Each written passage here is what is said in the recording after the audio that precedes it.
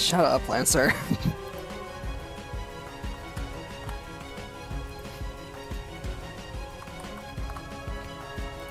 I took a week break. Cut me some slack here.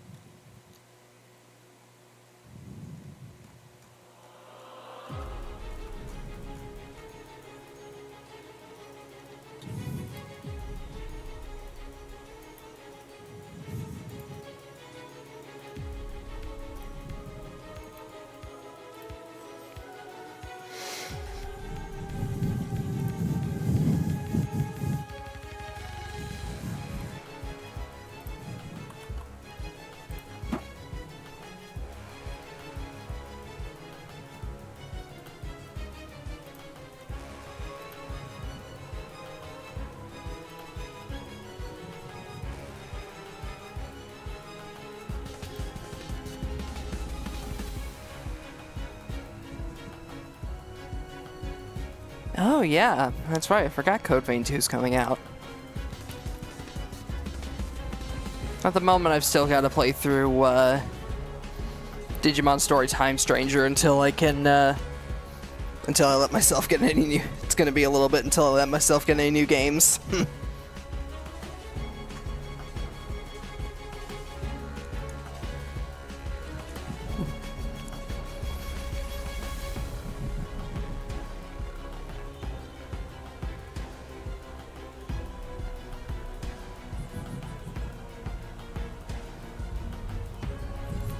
No! Stop! Cease. Anyways.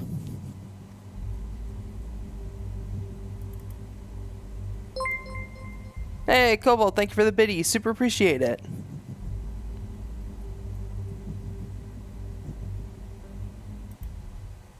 But anyways.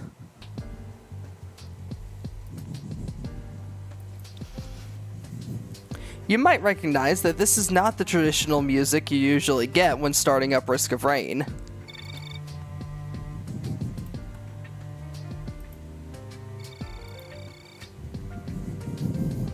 That is because, as previously mentioned, I have basically assembled a hodgepodge of a bunch of Project Moon related mods for Risk of Rain. So Library of Ruina, Lobotomy Corporation, Limbus Company, etc. I assembled a bunch of different mods and just kind of shoved them together into a mod pack.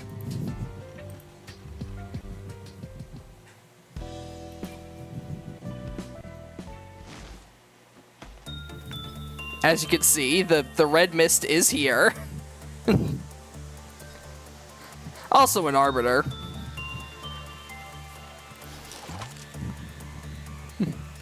But yeah, the mods add a few new survivors, some new items, if I remember correctly. Like, for example, we got black tea and some items from like Library of Ruina, for example, stuff like LabCorp and Library of Ruina, so stuff like black tea. I know the Ujat mask is in here somewhere. There's the Leo Association badge. There's the prescript.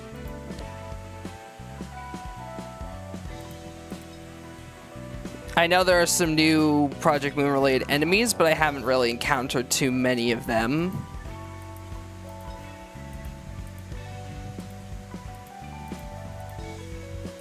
There's no new environments, but the music has been changed.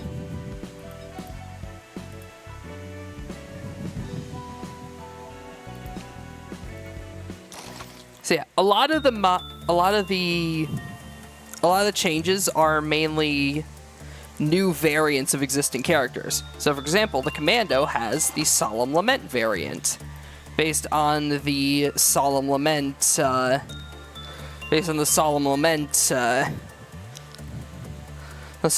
Ego Gear from Funeral of Dead Butterflies. So you can see that his skills are like overhauled based on the variants. So like you could see that the The Commando has like his base variants, and then you look at Solemn Lament, he's got like somewhat different skills. They still largely play like their original character, but with a hint of new stuff. So for example, Solemn Lament, his whole gimmick is that you can seal enemy skill slots, which will cause them to get stunned. And then for every sealed target when using Eternal Rest, which is like the mass firing thing, you fire 8 additional shots. Multi's variant has the Grinder Mark 5-2, and I don't really know how to feel about this one.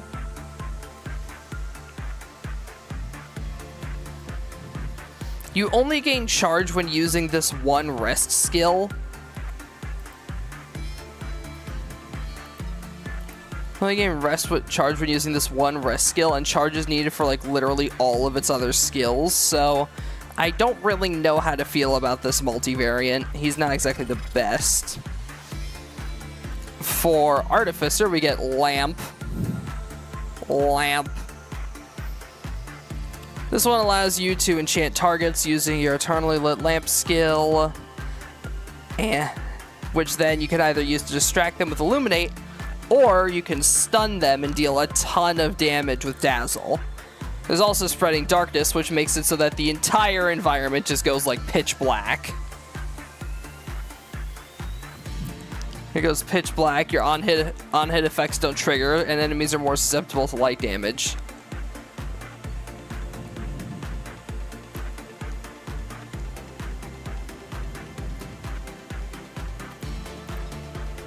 But yeah, you can also nullify the effect of darkness by looking at enemies, so you don't have to worry about the darkness. Mercenary has the Blade Lineage Mercenary, aka Bamboo Hatted Kim. He gets poised when using unique attacks without consecutive repeats, and then you could use Draw the Sword, Acupuncture, Overthrow, and of course Yield My Flesh to claim their bones. Very fun character. The poise can also lead to some very funny crits. I know there's a specific skin I have for Loader based on Distorted Yawn, but I don't think it works. And then instead of the Void Fiend, we have it. Good old nothing there.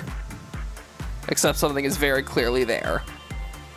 But yeah, nothing there's unique ability is that when you use the Wear Shell ability and you manage to kill an enemy with it, you then get to steal one of their attacks to use for Mimic. So like you kill the Lemurians, you get to use a Fireball attack. You kill the Golems, you get to use a big heavy laser. And then if you get enough stacks of Imitation by getting unique ones, you switch Wear Shell with Goodbye, an attack that does even more damage. There's the Sweeper, which is a unique one.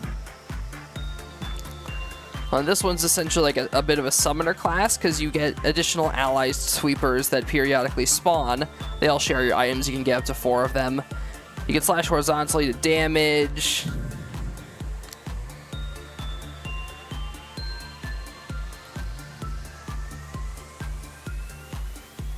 Anyways, you can inflict things like melting. You spray heated fuel out there to deal damage, and then you can also rally all your nearby sweepers to attack the same enemies as you.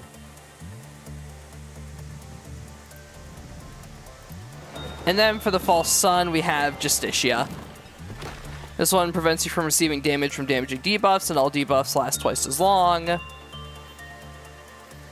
Essentially, you're able to inflict sin, and then when an enemy has a high enough sin, you can use Ceaseless Judgment in order to deal 500 damage in area and instantly kill targets that have a high enough sin. You can also shield yourself from attacks, and there's also the Piercing Shriek for stunning. Also, I managed to unlock, unrelated to the mods, but I managed to unlock Drifter a little while ago as the last survivor I needed, so that's fun. Their gameplay is honestly really interesting. You use skills like Trash to Treasure, use skills like Blunt Force, Trash to Treasure, and Repossess in order to gain scrap. You're then able to use that scrap on things like either using cleanup additional times or salvage to just spawn 4 temporary items. And then you gain like a bunch of buffs based on all of the different items you get. So common items give you movement speed, uncommon items give you health regen, legendary items give you attack speed, boss items give you skill cooldowns, etc.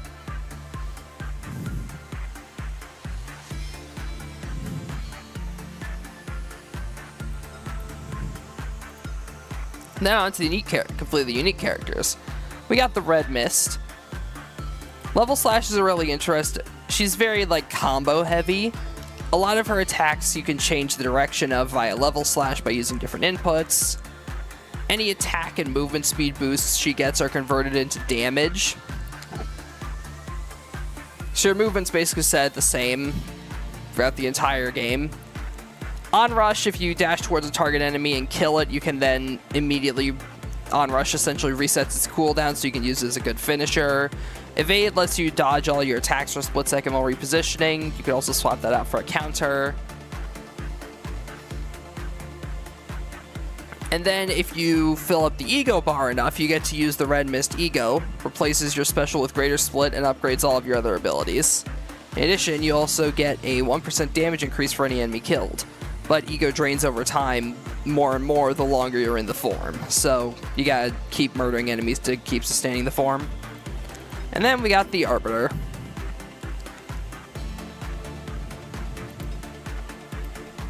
The Arbiter's got Fairy. The Fairy debuff makes enemies take 100% damage based on the debuff whenever they use an ability. The secondary ability, Lock, will locks the enemy to freeze them in time, prevent them from moving. Pillar Spear can deal 600% damage and proc the fairy stacks on all enemies. Then Shockwave consumes all of its charges to fire 3 AoE bursts. Enemies hit are made feeble, and you gain Barrier. Arbiter's more of a multiplayer focused character because they've also got Unlock to unlock a target ally, which makes it so that their damage, armor regen, attack speed, movement speed, and ability cooldown are improved. And then there's also the Ominous Pillar ability, which makes it so that everything in the area gains double movement and attack speed, but it gets rid of projectiles.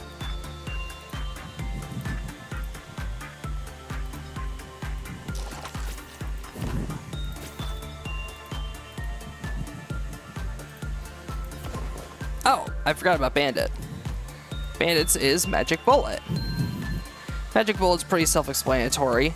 It makes it so that your attacks are able to basically strike enemies from almost any position as long as you're aiming at them. Ignition and Silent Advance don't use any bullets, but when you use Magic Bullet or Flooding Bullets, you gain a stack of Magic Bullet. And then on 7 of them, your primary and special switch, and then it causes you to shoot yourself in the back of the head, causing a projectile that deals damage to both you and also enemies, which is neat.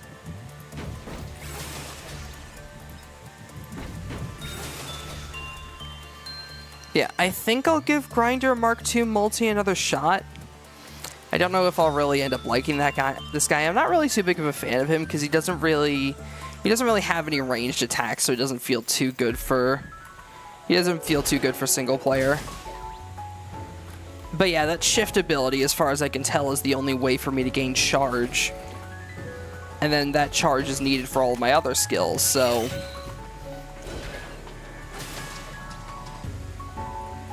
Like, maybe am I just not supposed to move? Maybe it lasts longer if I don't move. Hang on. Nope.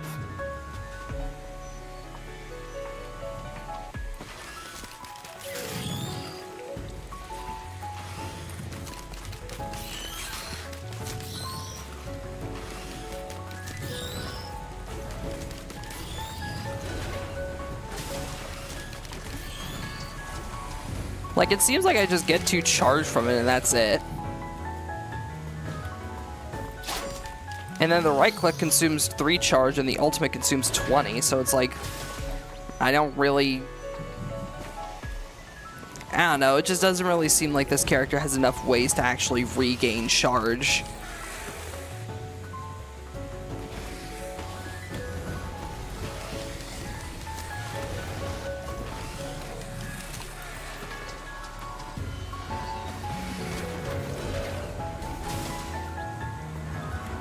And then this character also has, like, literally no way to deal with ranged enemies. Like, literally zero way to deal with ranged enemies. It's just, he's just dead.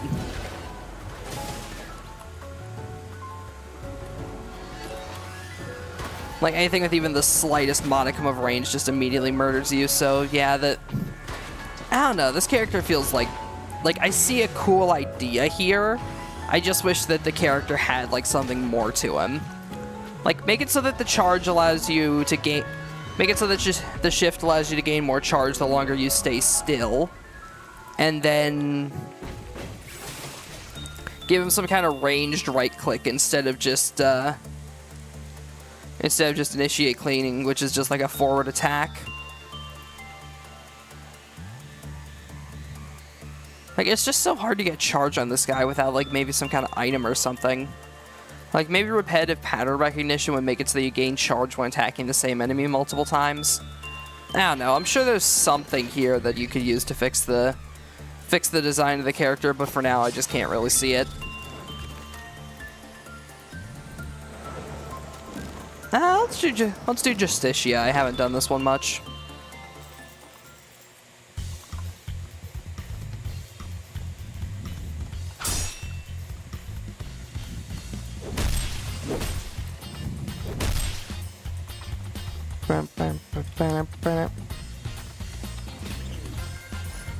Ooh, shaped glass is tempting. You know what? Screw it.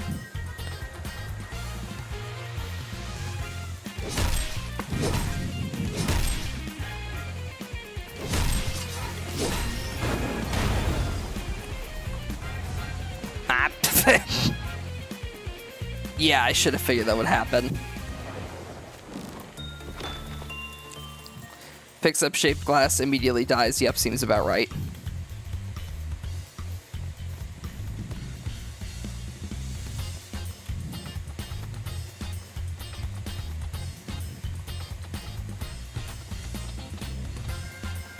I didn't really do a good job of showing off Justicia's gimmick there, but you can see what the idea is.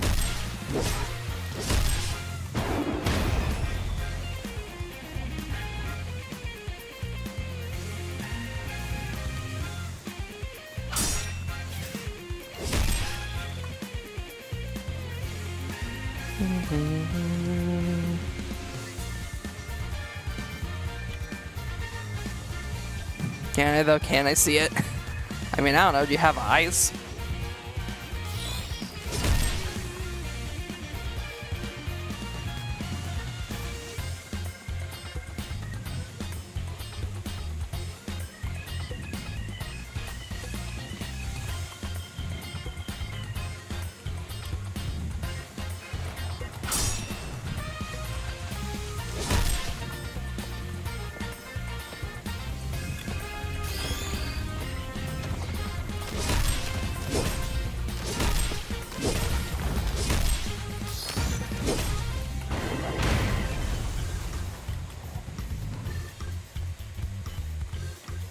But yeah, Justicia kind of requires you to have, like, debuffs in specific for its ability to work.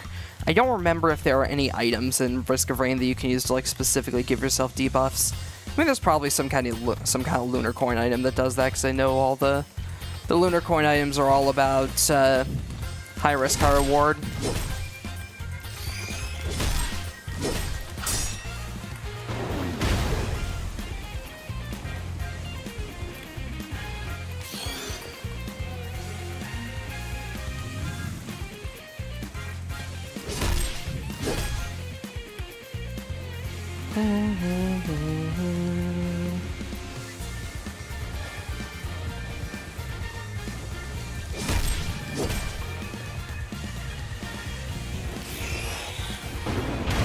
Bonk.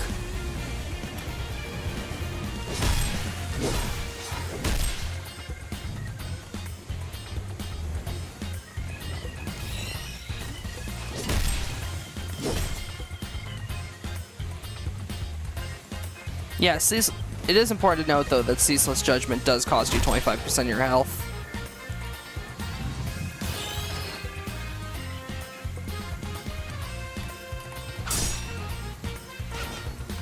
Bonk.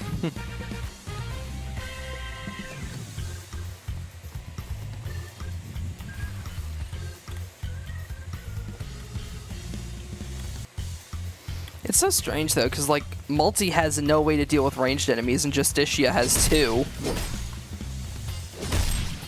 Gee, Justicia, how come the mod devs let you have two anti-range tools?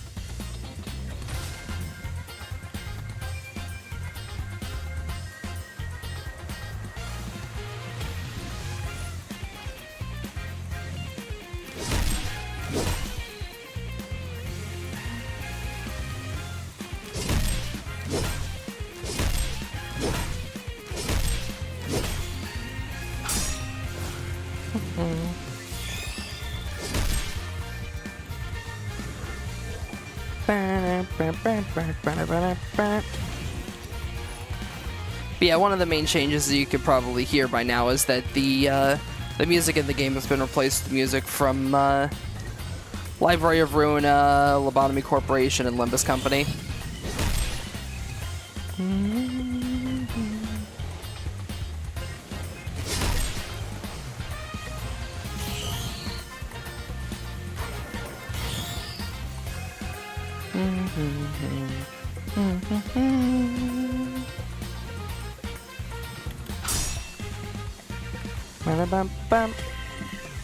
Yoink.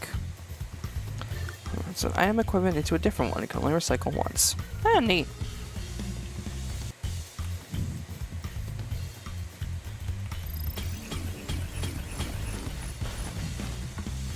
That will temporarily go extremely fast.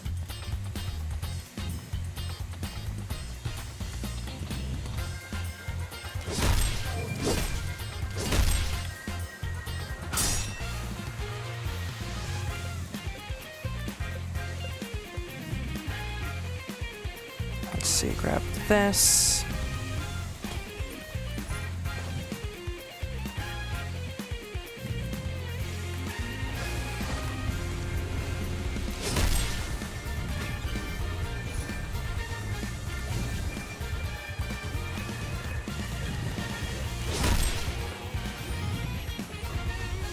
Unstable transmitter actually seems like it could be good for this guy, considering that my primary judgment attack takes half my health, so it's probably a good idea to have some kind of backup. Just in case things go south. Plus I also have that med kit now, so I can offset the cost a bit.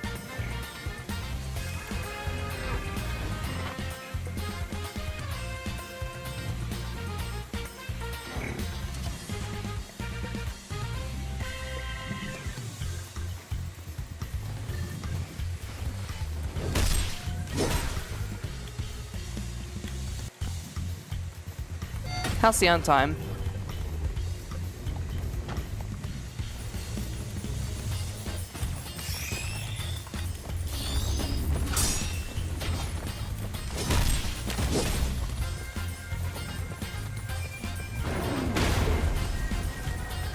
Strike them down. What?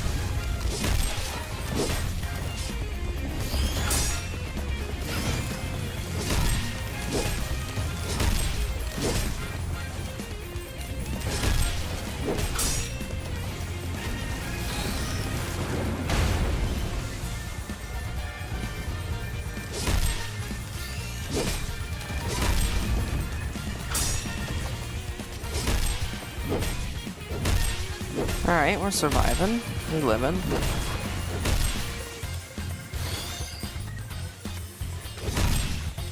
That shout has like a really, really big AoE range. Look at that.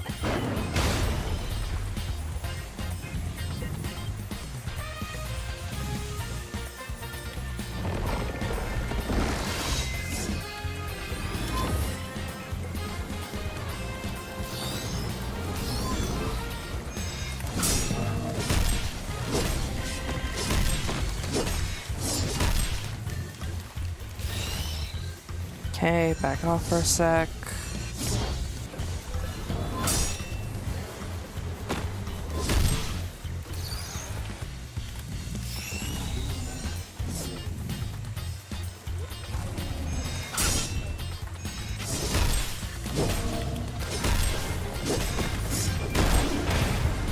Boom.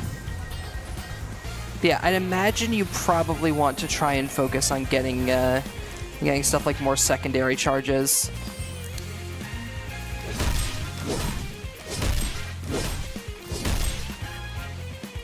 I should play more Risk of Rain. 85 hours is not enough.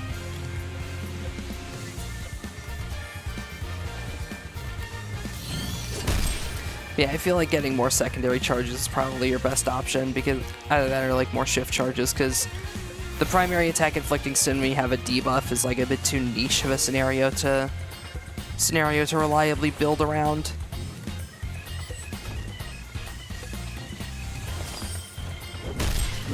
At least in my opinion, anyways.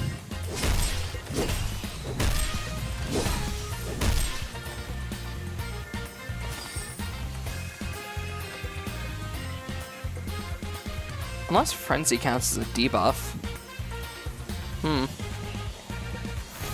I need to test that, actually.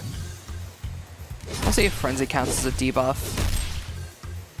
Yeah, I suppose it makes sense because they don't want you getting crazy amounts of judgment stacks super easily with the primary attack and then just pressing R button to immediately kill them.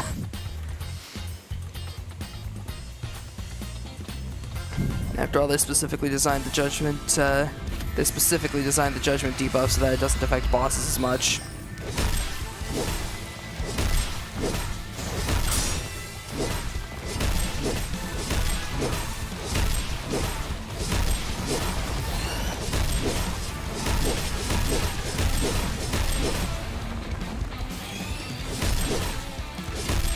Oh, wait, Frenzy counts as a debuff? Either that or I had another debuff going at the time. Damn, alright then.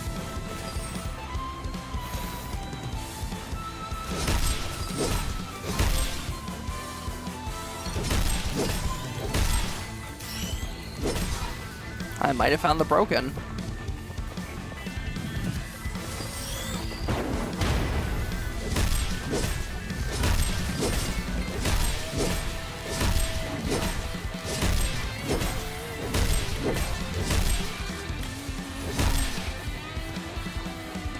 Like, hang on. Frenzy? Okay, these guys are too weak for me to be able to properly tell.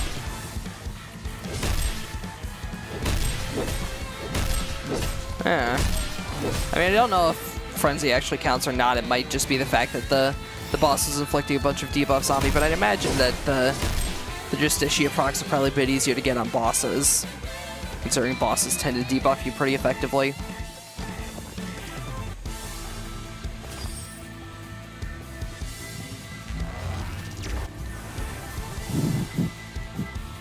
Not yet, you could always break it more. True.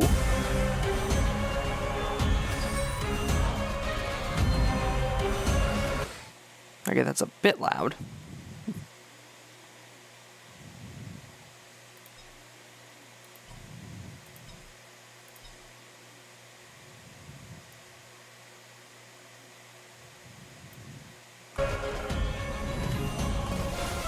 Okay, there we go, that's better.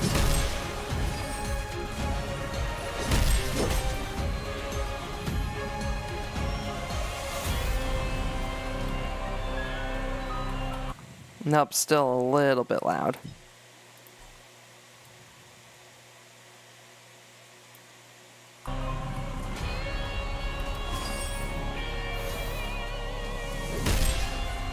Alright, that's better. Let me know if the audio sounds alright for you guys.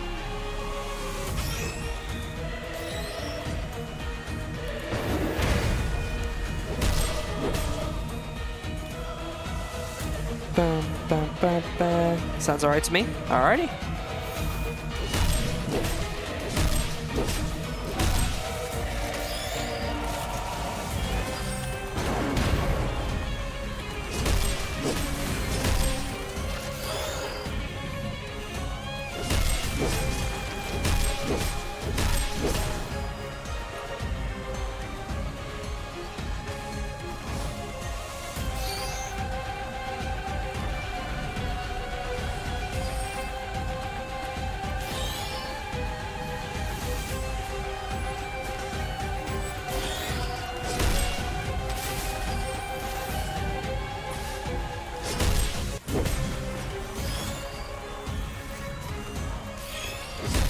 Yeah, I'd imagine the best option for this guy is probably either some kind of way to like debuff yourself so that you can consistently make use of the right click spawning more so you can constantly make use of the left click being able to actively generate sin on the enemies, or you need to try and get more secondary charges.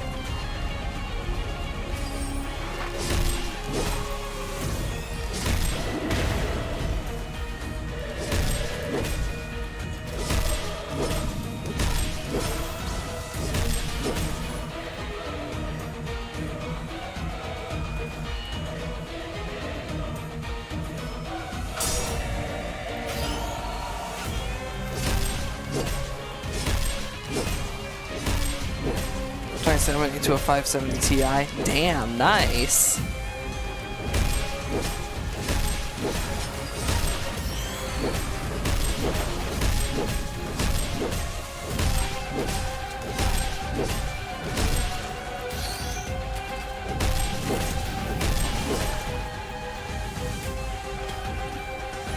Bap.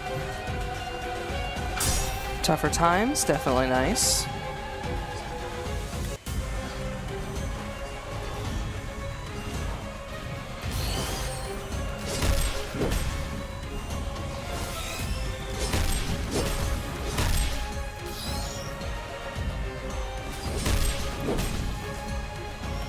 It would have been really funny if they made the right click attack the fucking judgment bird scream.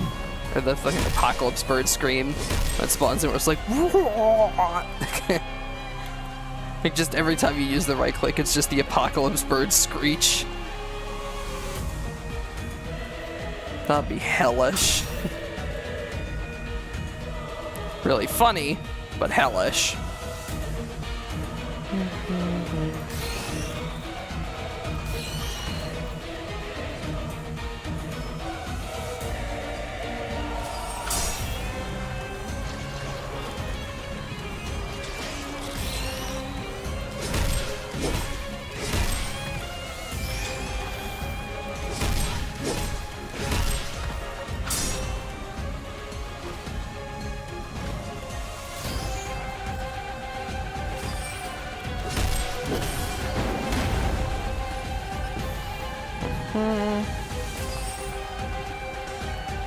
However, it'd be really funny, and that's what matters, basically.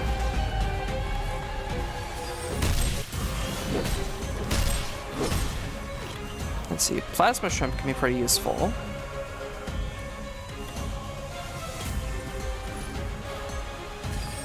Heroic caffeinator. I'll stick with the war drums for now.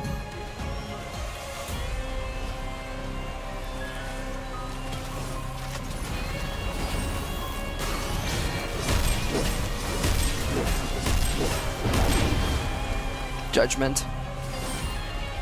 Judgment.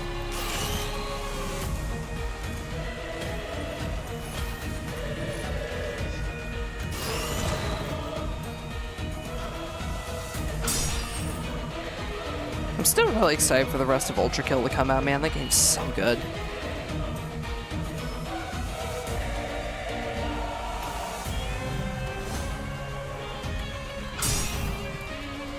Like, the Fraud and Treachery layers honestly look really, really cool from what we've seen so far.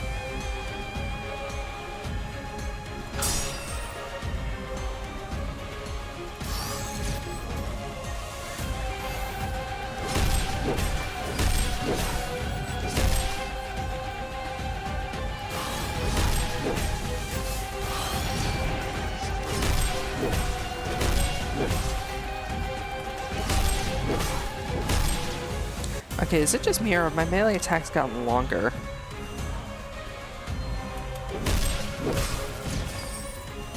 I swear they've gotten longer.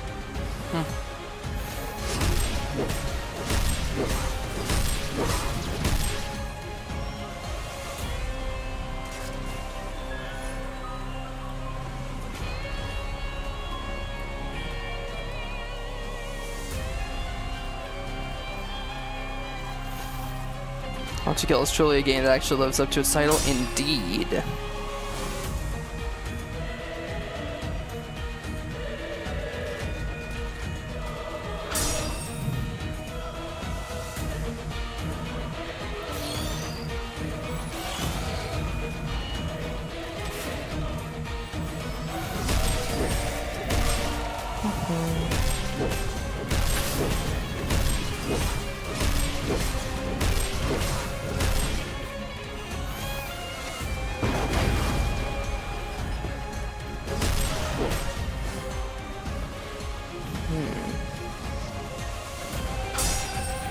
Where's that teleporter?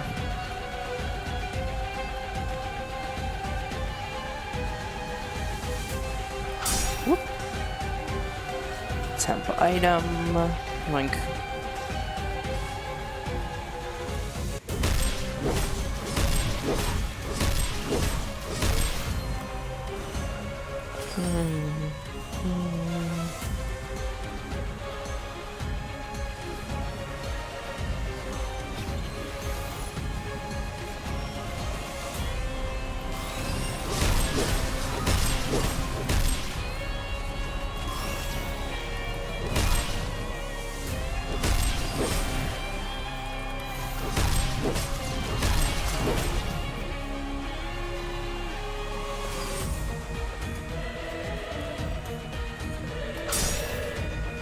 Let's see, where was the exit portal again?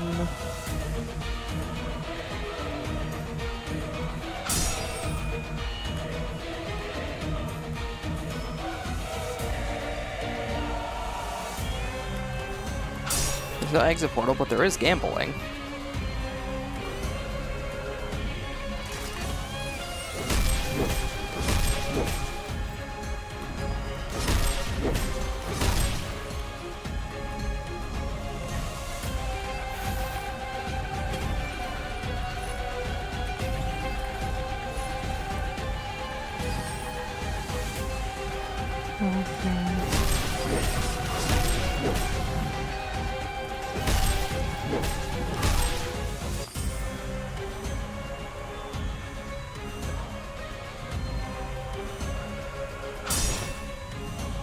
Oh, there it is, boy.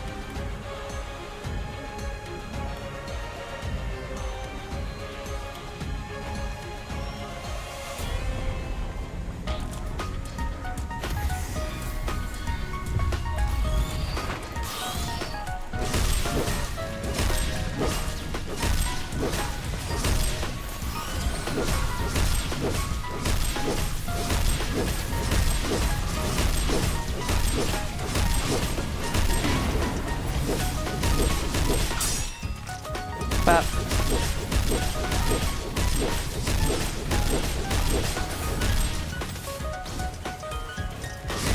ASMR beating you until you're unconscious.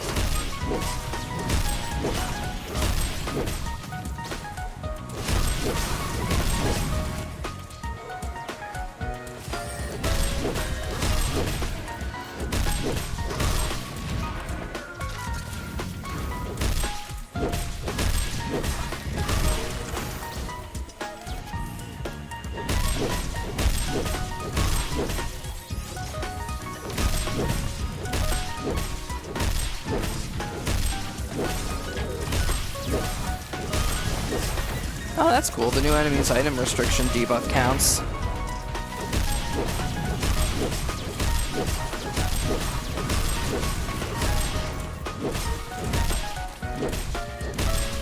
Oh, and so does being covered in oil. Neat.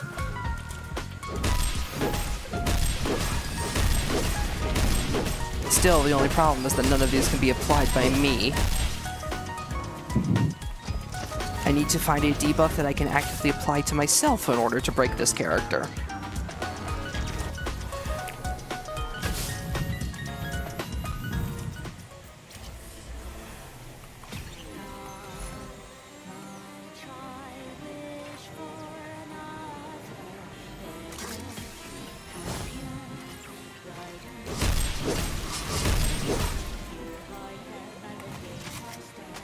I forget what this does. Items and equipment small chance to transform to lure items.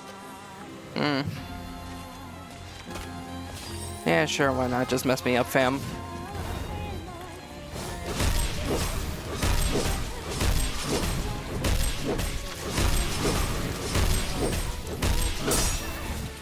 Also, why is Flowers of Violet playing here?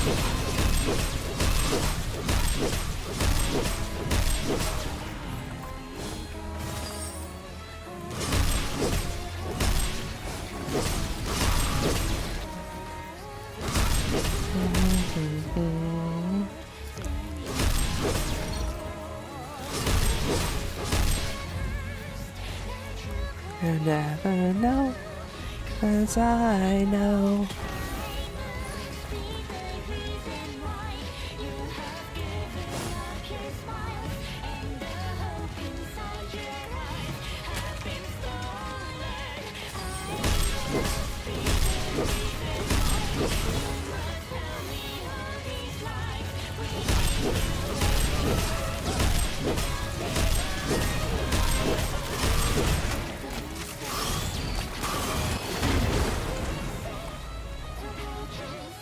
A violet.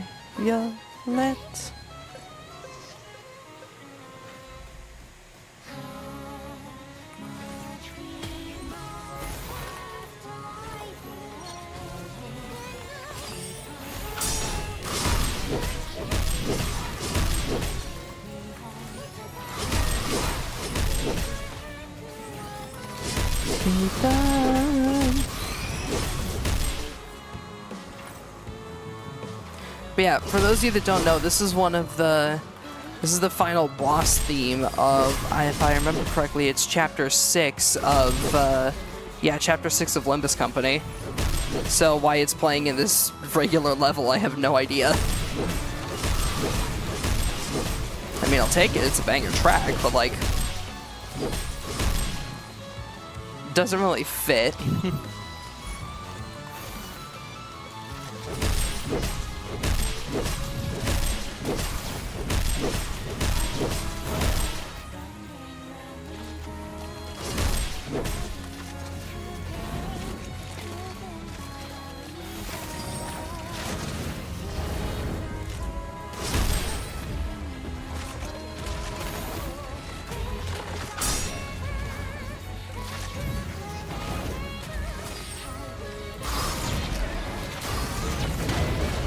Death.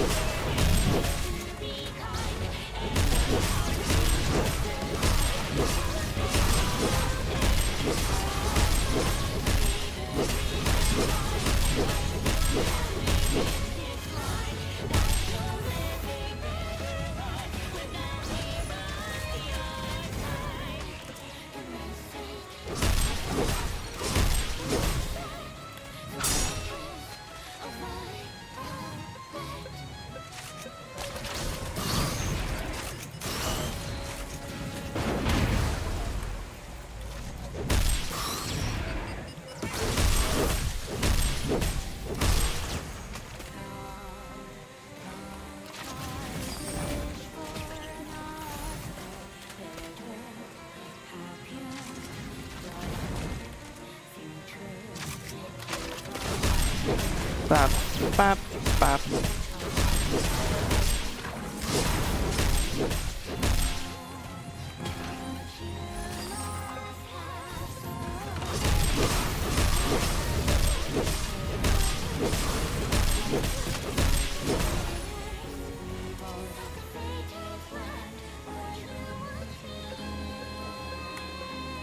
It's still so funny to me whenever somebody asks me what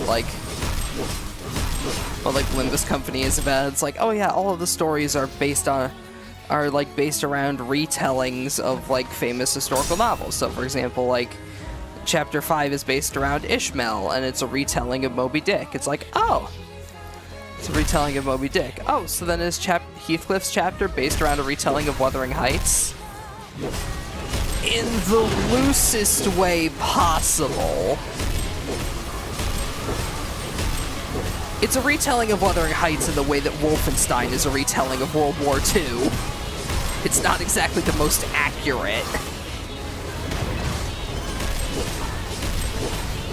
I don't think one Heathcliff is traveling across an infinite number of dimensions to kill every other Heathcliff to ensure that Catherine's happy. Or maybe they do that. Or maybe they do that in the original Wuthering Heights and I just was reading the wrong book.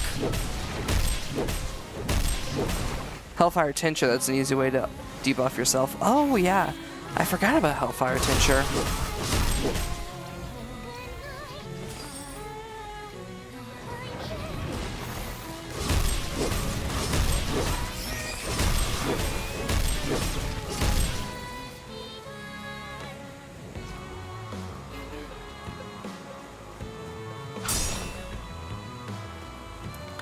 But yeah, the final boss of Limbus Company Chapter 6 is literally you fighting a Heathcliff that is trying to murder all of the other Heathcliffs, and a Catherine who is trying to murder all of the other Catherines, in order to ensure that the other can be happy without them in their existence.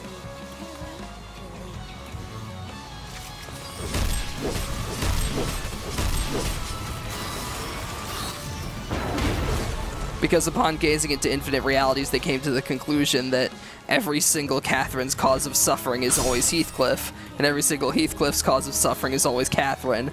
So both of them kind of went insane and just started killing all the other versions of themselves.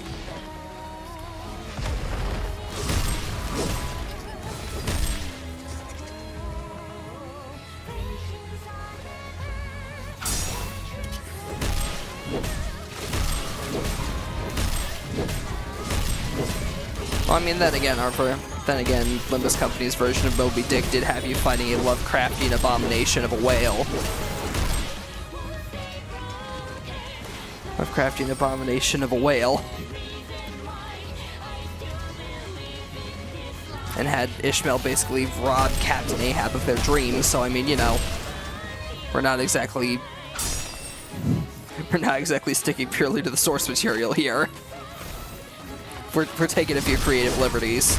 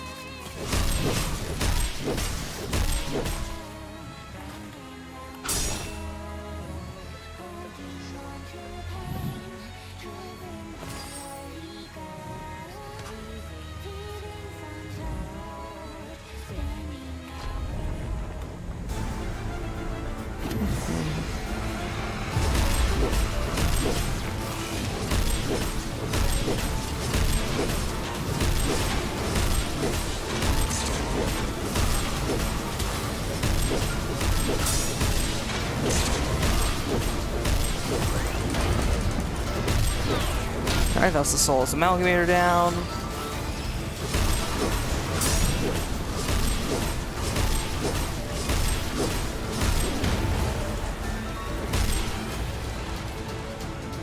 That's one Beetle Queen down. Where's the other one?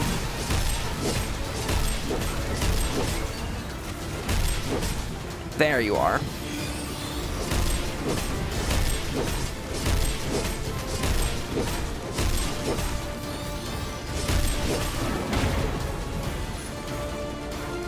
Yoink.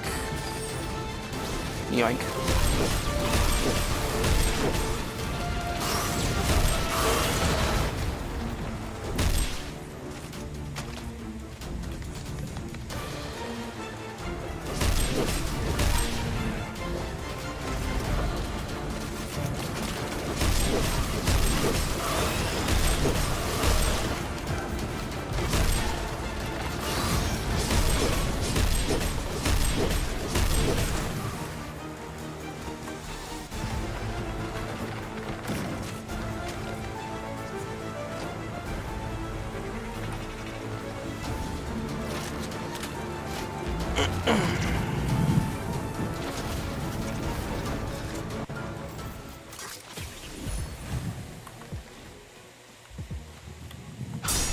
Alrighty, temporary death mark.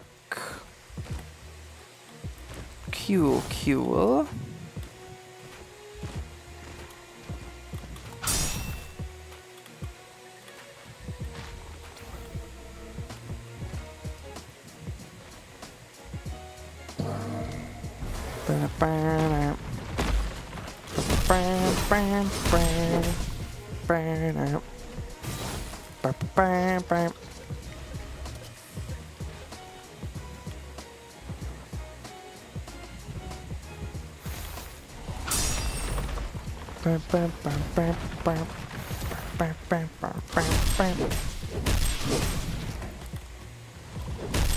I'm kind of surprised Netsock's theme isn't playing here, considering we're in the Mushroom Forest.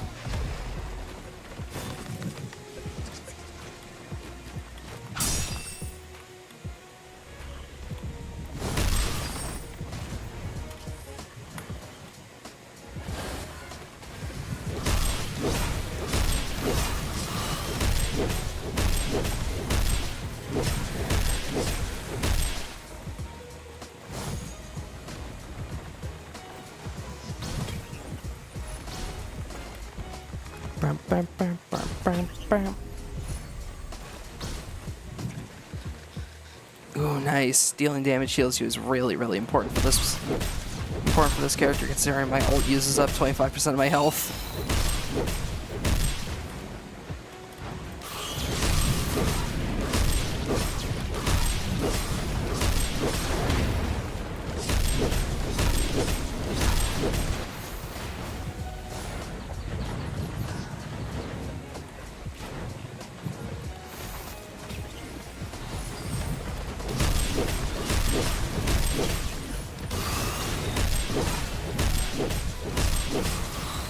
Bop, bop, bop.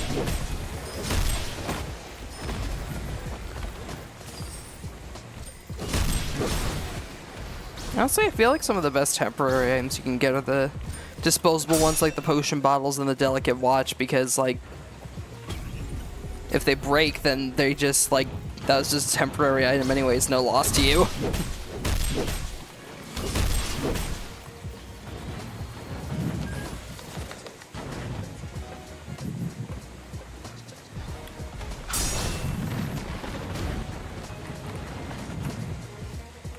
More temp items. Give them to me.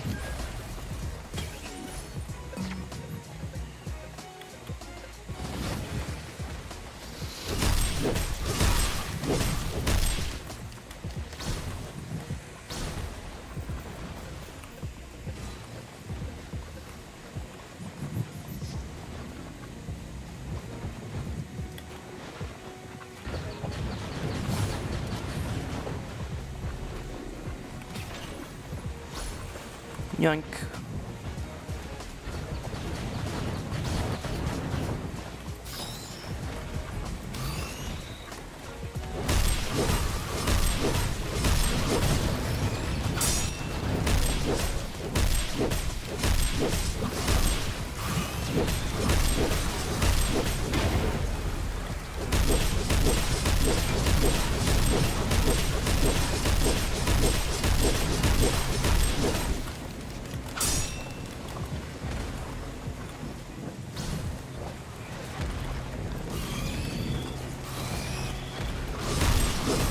Bonk. Get the Dune Strider out of here.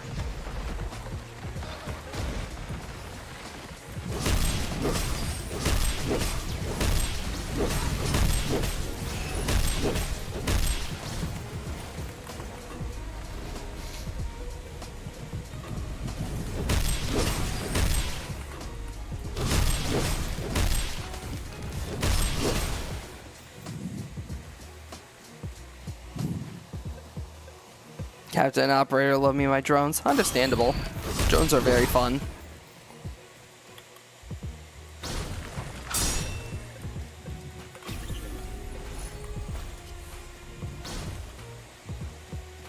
Increase base damage by the number of stages cleared. Ooh. Nice.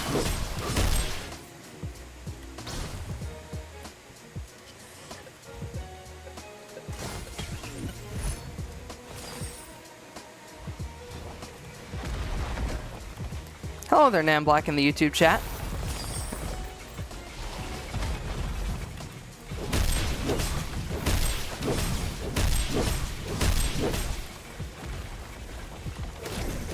Bonk.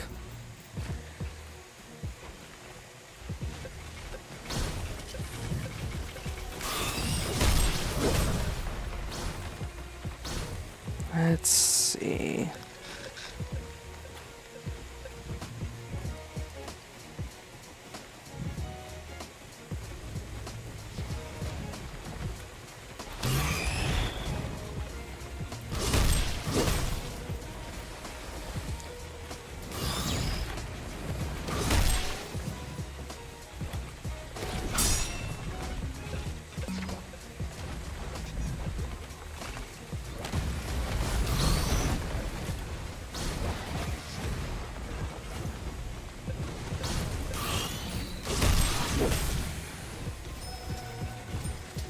Money.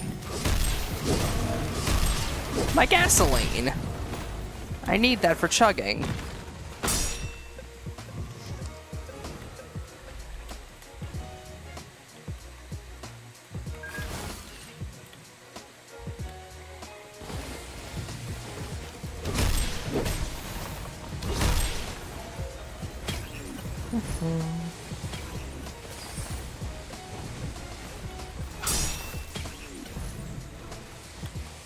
More temp items. Yummy.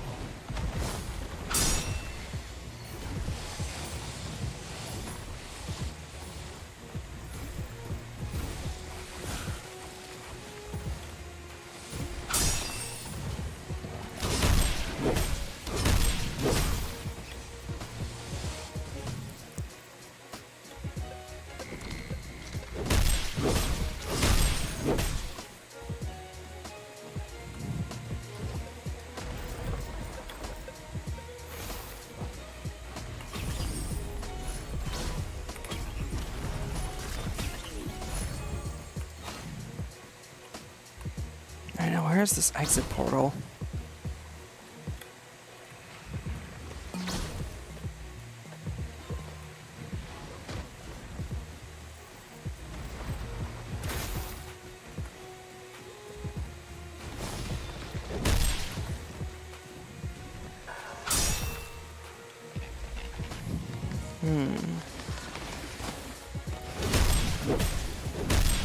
Bonk.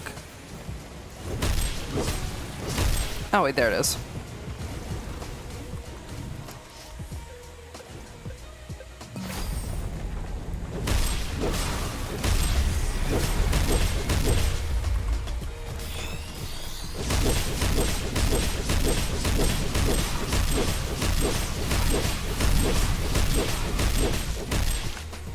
Alright, that's one down.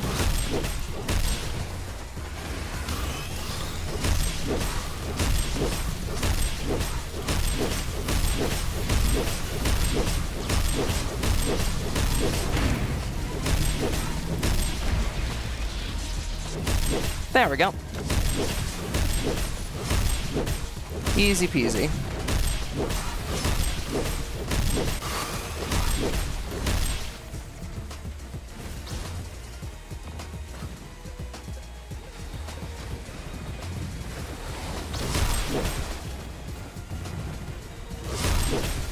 Honestly, my melee attack's just kind of carrying me here.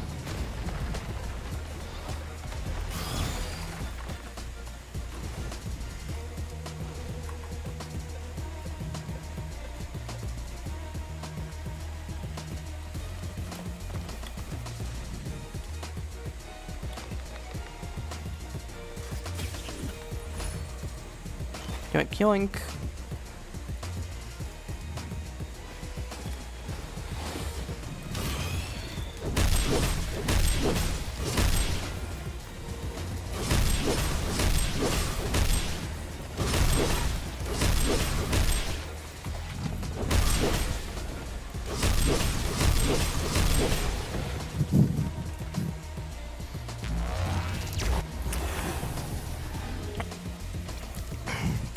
What?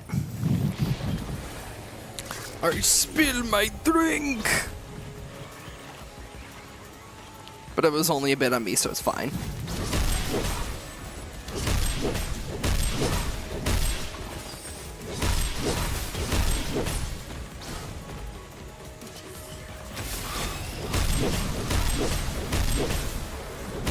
Now this is more appropriate music choice. Ruina's second warning for one of the final levels of the game. Makes sense.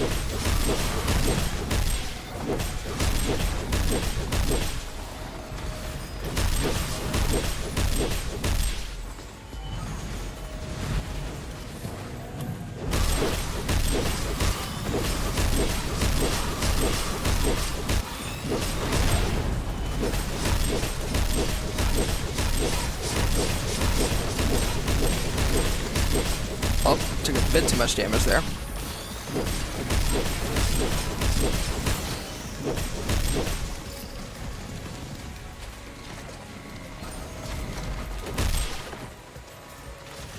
Took a little too much damage and lost my unstable transmitter, but it's fine.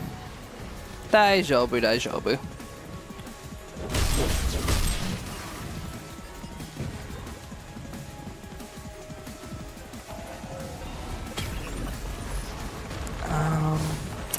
Damn, no Hellfire Tincture. Use my Sail Star on that because I wanted to try to double my odds. No luck.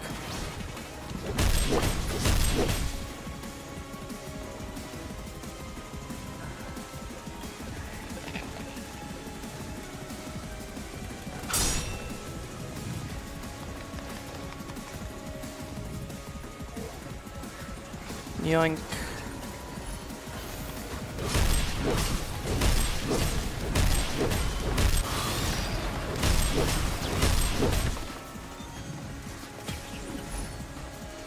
More temporary items. This is what I love about the temporary item drones. As you get later and later into the game, they just give you more and more stuff. They're even better when you're playing Salvager, because then that character gets like a ton of buffs based off of the miscellaneous items you got. It's like you'll have a ton of health regen and everything by the end of the game. It's so much fun.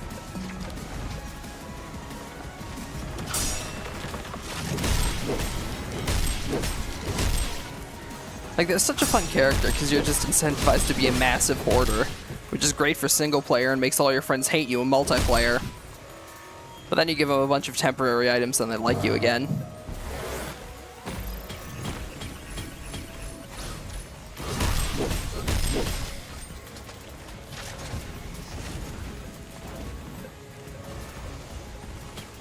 Yoink.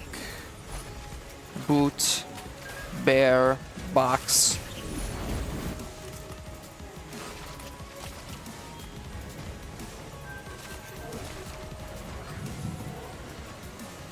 Elusive antlers are constant stat ups because of collector compulsion. Ah, yeah, true. It's gotta be all stats up thanks to, it's gonna be all stats up thanks to the growth nectar.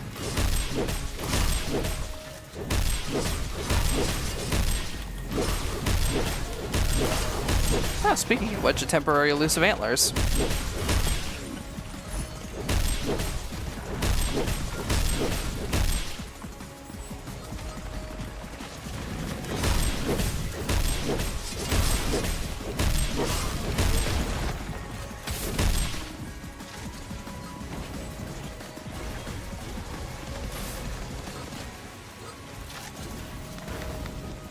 No, I'm gonna do something stupid. I want to get the achievement you get for duplicating an item 7 times. So fuck it, I'm just gonna turn everything into red whips.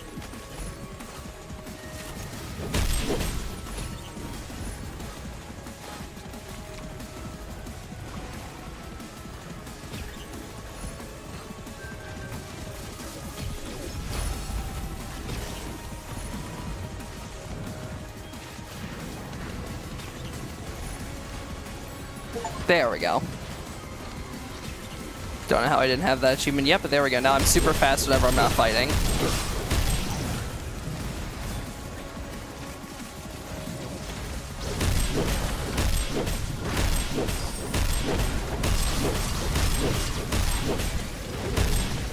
Screw it, I'll throw the run for an achievement, why not?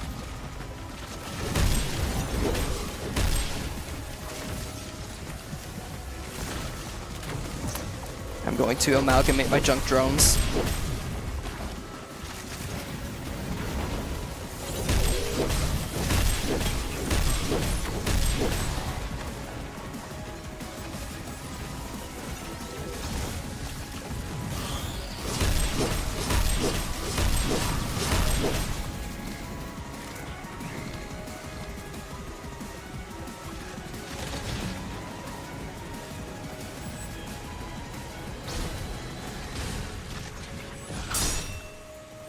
Neum.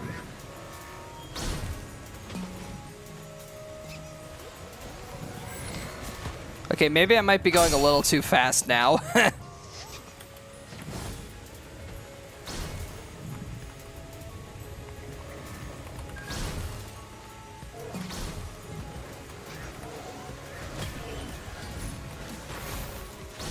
Fucking Neum!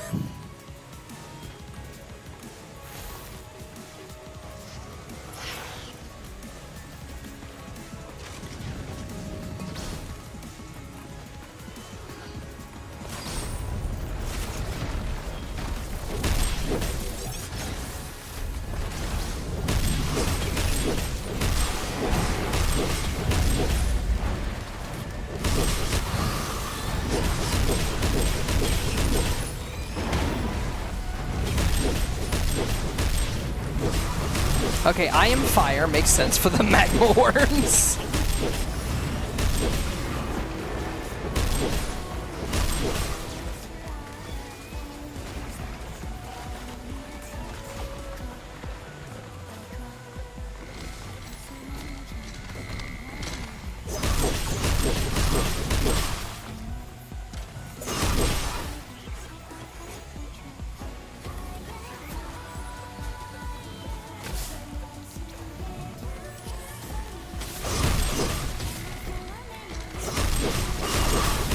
Big green midnights at the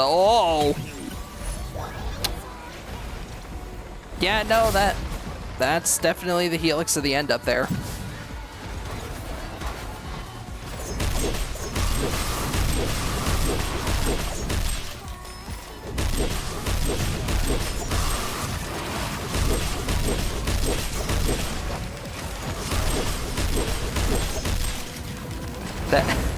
That is, yep, most definitely Helix at the end up there. Iron Lotus at the perfect time, indeed. Oh! Alright, I'd say we've got about 1 or 2 more loops before that thing directly cuts into my face. Run!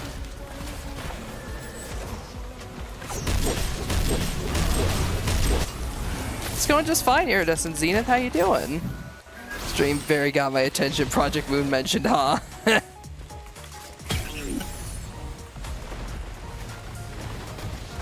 Welcome to Risk of Ruina, my absolute abomination of a mod pack for Risk of Rain 2, where I just put a bunch of Library of Ruina stuff in here.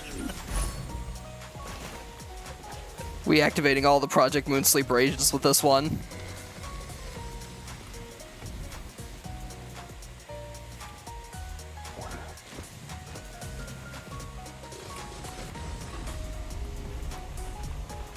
Jump scared by the title and tags. I knew I had to be here. Understandable.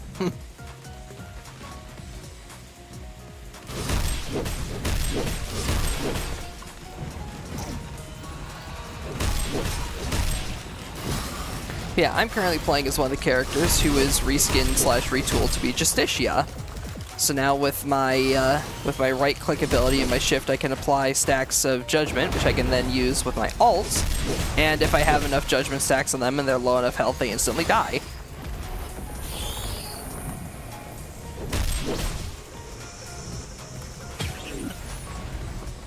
I've been trying to figure out how to consistently break the character, and we've come to the conclusion that if I can... Because the primary attack can inflict Judgment if you have a debuff. So I'm trying to find an item that I could use to debuff myself consistently, so that I can then take advantage of that to rack up Judgment stacks on the enemy.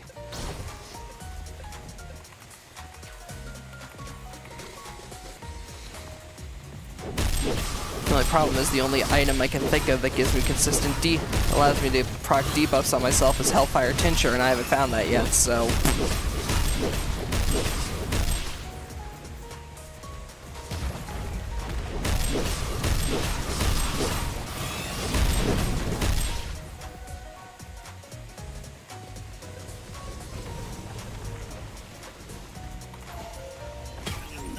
I think Hellfire Tincture counts, because if I remember correctly, it applies burn to you, so I think that would count. Though then again, I'm not sure, because honestly, this is all just theory it's all just theory crafting at this point. I'm trying to make sense of a modded character. I'm kind of flying by the seat of my pants here.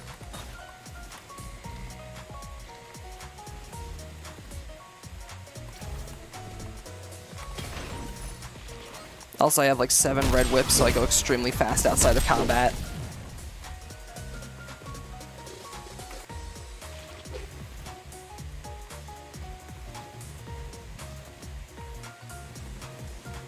Neom.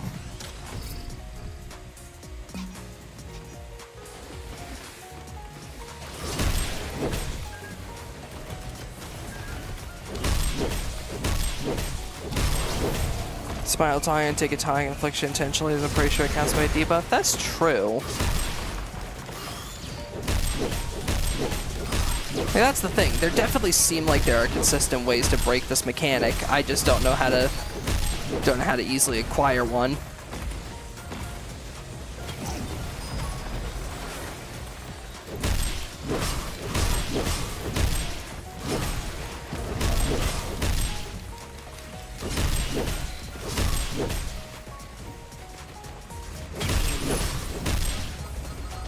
More temp items.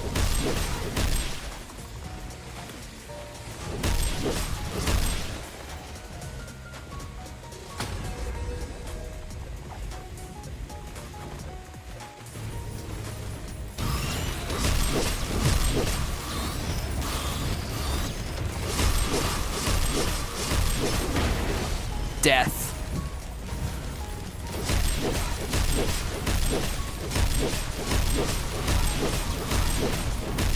I fear it will grip me by the throat if I give in. Oh, trust me, it will grip you by the throat, and then punch you in the balls repeatedly.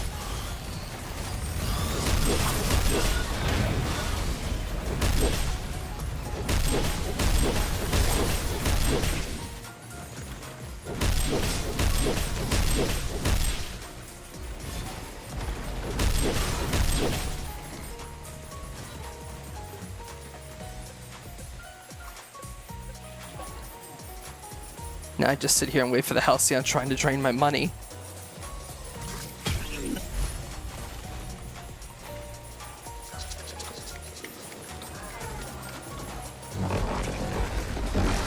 Just finished Canto 6. Ooh, nice.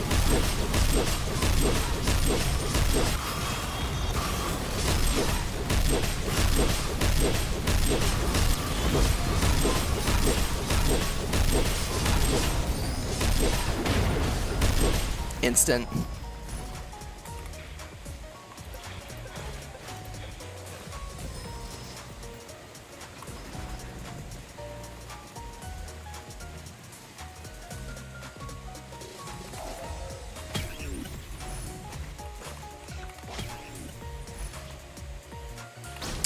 Well then, looks like we get to test that theory.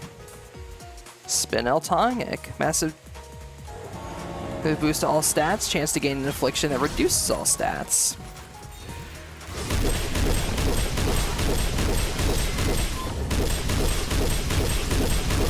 Either we get a ton of free stat boosts or we get free judgment stacks. I see this as a win-win.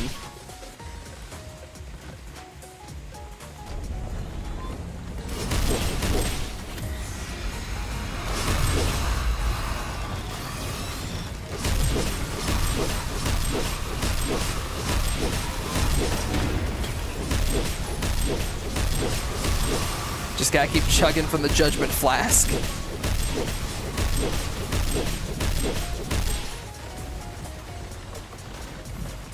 Alright kids, time to get crippling alcohol dependency. Yippee! I mean, hey, I wouldn't be surprised if most of your nuggets are crippling alcoholics by the end of Lobotomy Corporation. They have seen some things.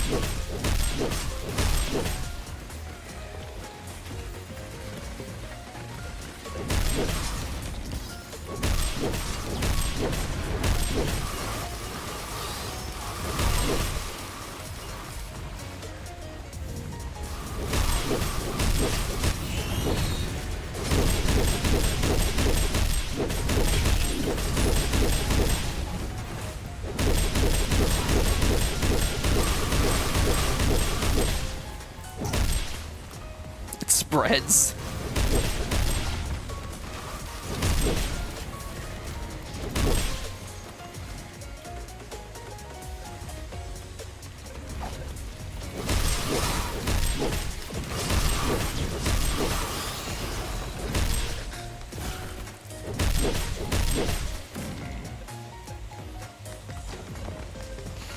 So honestly, the tincture really doesn't seem like it has, Nuggets never faced any misfortune. The execution bullets I used to kill the clerks in front of them were just a hallucination.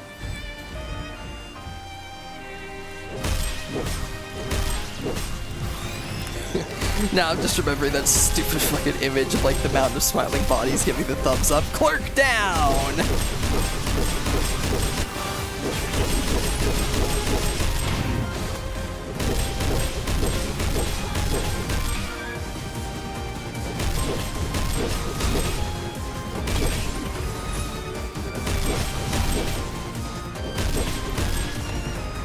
Oh, hey, it's the realization music. What is this? Angela's... Is this Angela's realization music or Roland's? I'm trying to remember. What is this? Roland or Angela's crippling alcohol addiction? I thought that was Netzok's thing.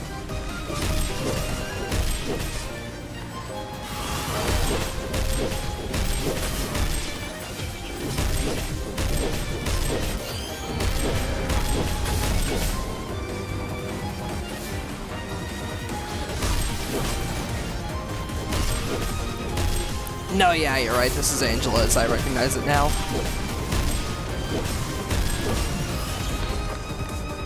The Netzok floor realization curse ending. Alcohol does solve all your problems.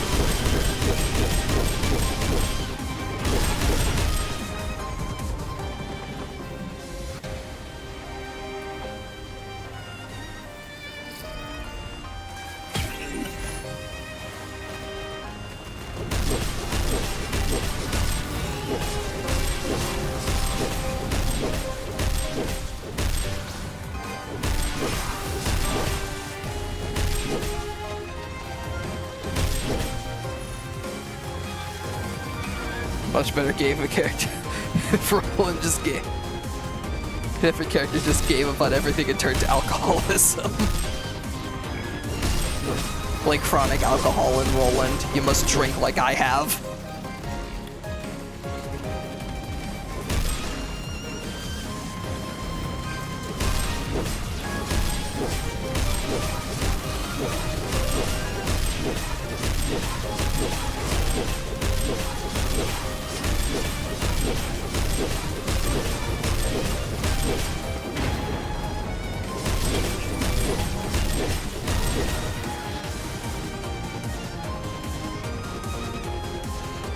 Distortions are a more elaborate form of alcoholism. I mean, you're not wrong. In both cases, you're giving into your inner demons. Only in one case, you end up driving your Ford Focus into a local, into a kindergarten, and in another case, you turn into a giant, like, nightmarish abomination. Either way, people are gonna die.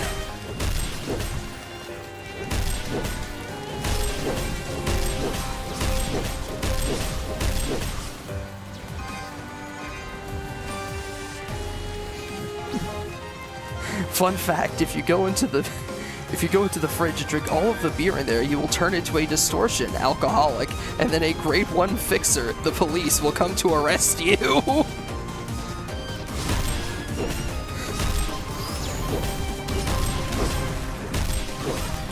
Or a young reindeer girl with truck.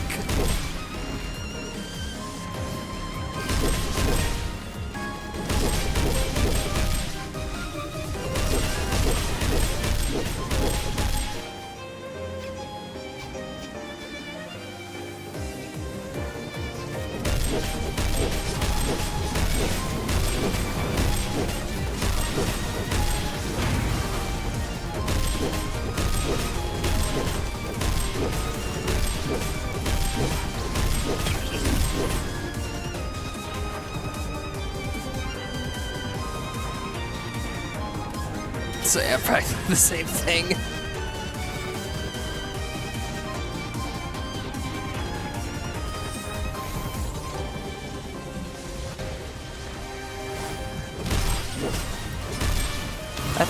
I think I probably reached the point in the run where like something could just completely randomly kill me out of nowhere.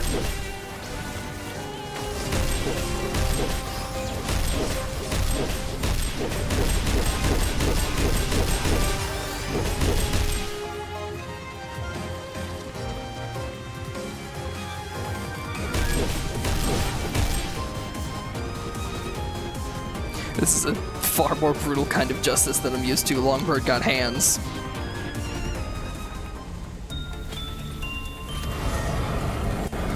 I think the music randomizer lost any and all sense of tension.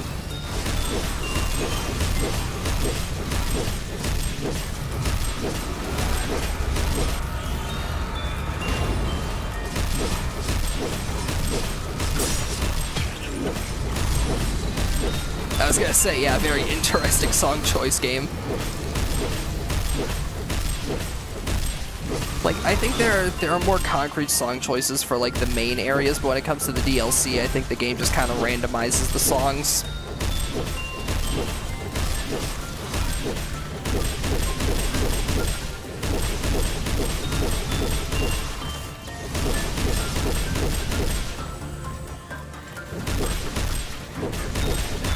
I'm just your average maxed out level 5 nugget dealing with every ordeal at once, you know, no big deal.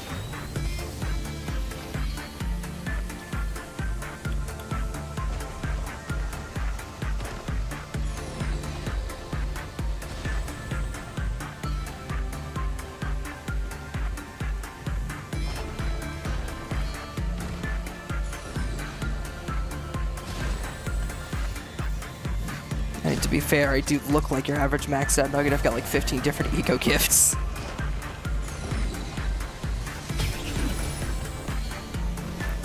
I love it when my junk drawer just randomly vomits 5 items at me.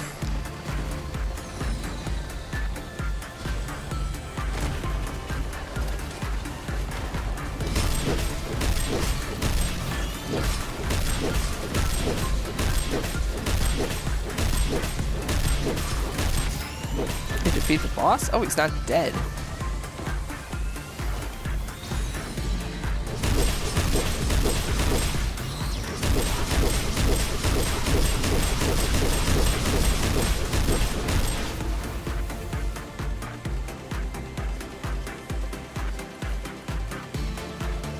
I love that moment of me realizing just, oh, he's not dead.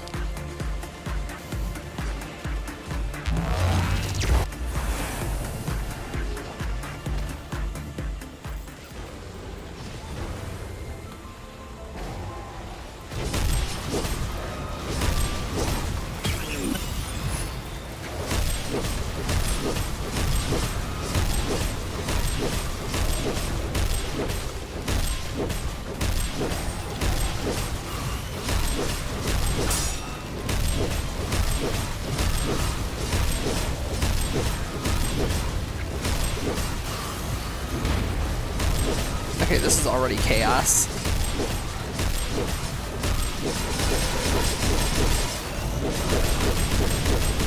Oi!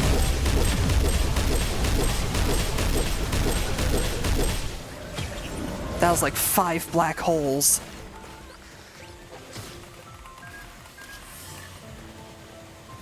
Well then, that was something.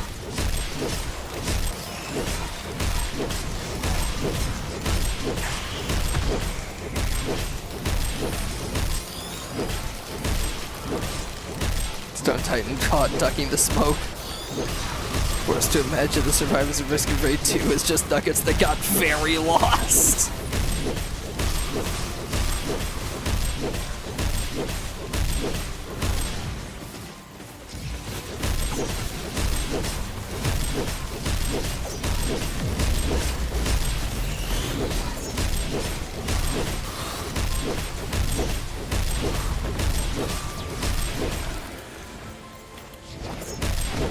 Look, I don't know what Angela's so upset about. She sent us to go extract more abnormalities. We're extracting more abnormalities from another planet.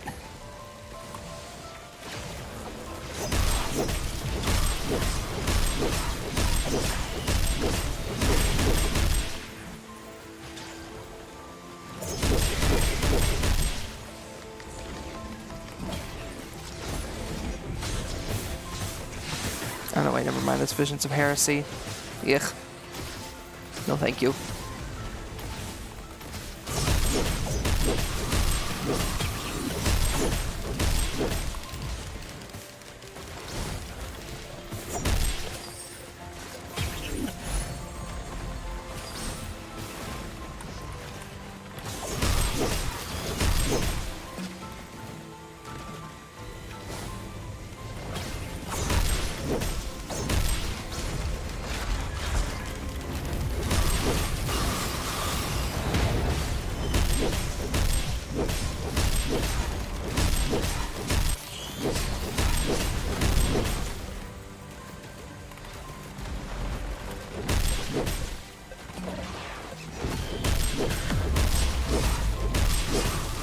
Oh boy, more old charges. I could be an alcoholic harder.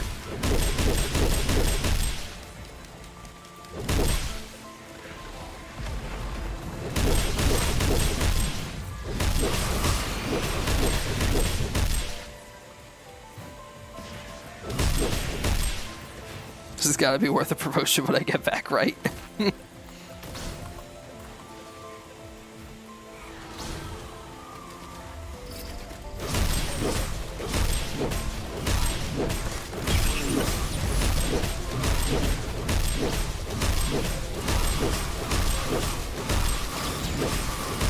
Okay, so from the looks of things, it seems like, sadly, Tonic Affliction does not count as a debuff for the purposes of this, unless I just don't have it right now.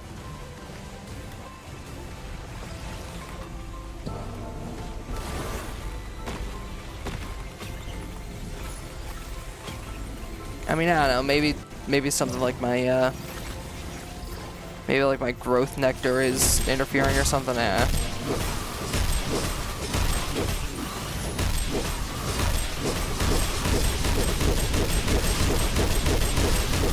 But at this point, so many enemies are inflicting debuffs on me anyway, it's not really that big of a deal. I'm getting those stacks one way or another.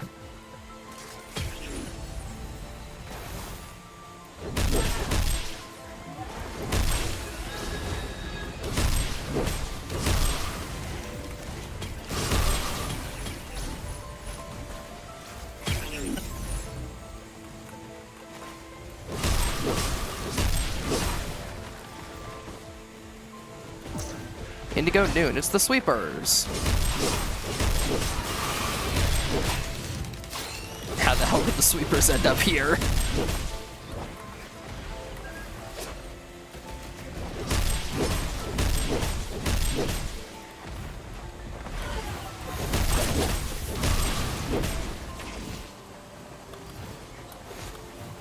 Lower your item cooldown, you'll never have to deal with the hangover again. Exactly.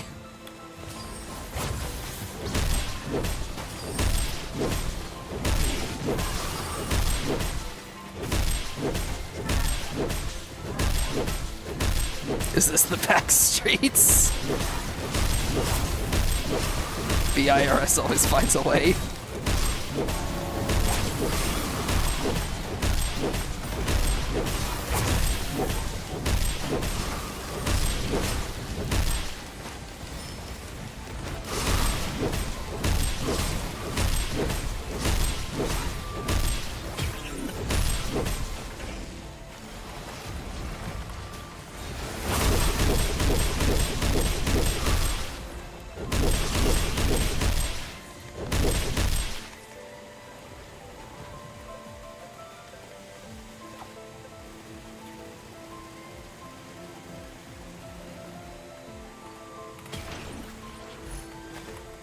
Oof.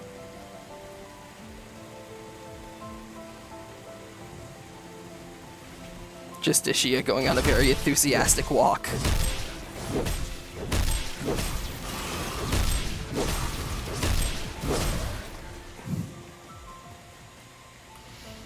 Oh god, but I attack so slow when I'm not drunk now.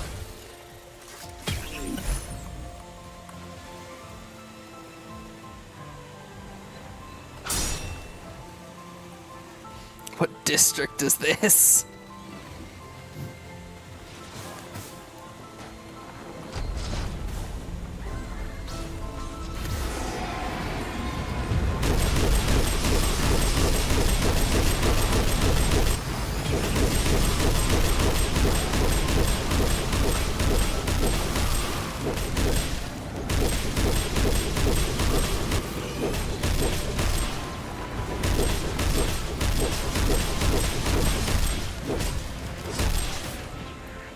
Oh, I'm just dead.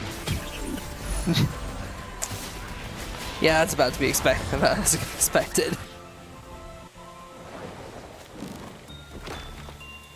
Let's see. Who should I play now?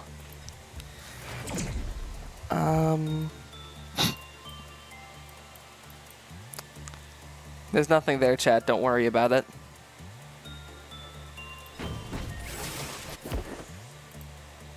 Magic bullet. I could do lamp. Chat, you want some lamp?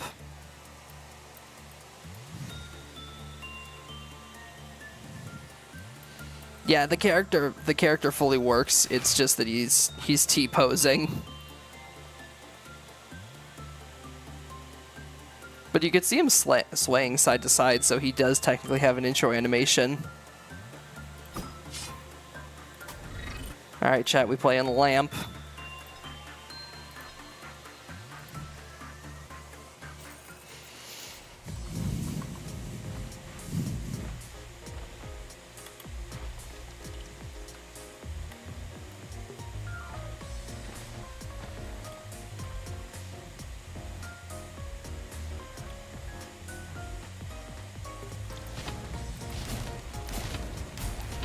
You hit an enemy with enough stacks of the lamp attack, you charm him.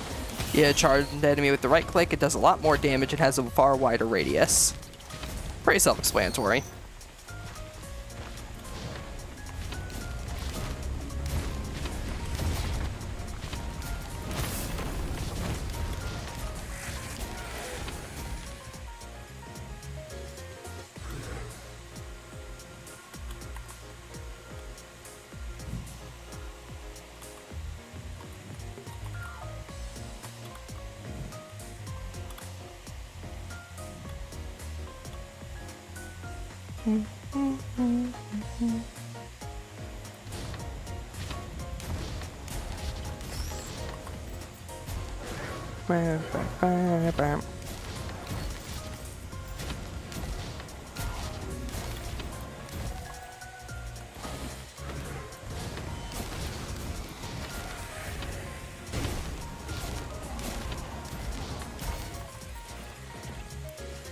Yeah, you need 5 stacks of lamp to be able to charm normal enemies, but for bosses, I believe you need more of them. I think it's like double if I remember correctly.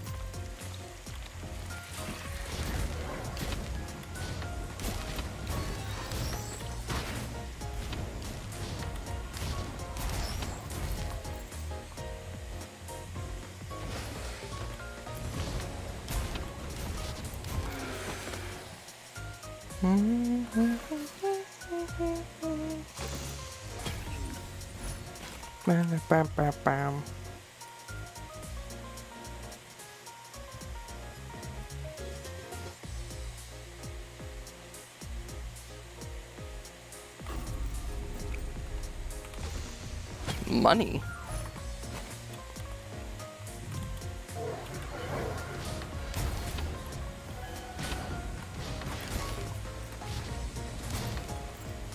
Bam, bam, bam, bam.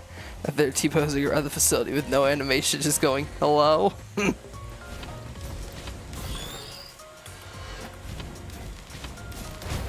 Bro hasn't learned how to mimic the other survivors yet, so he's just T-posing.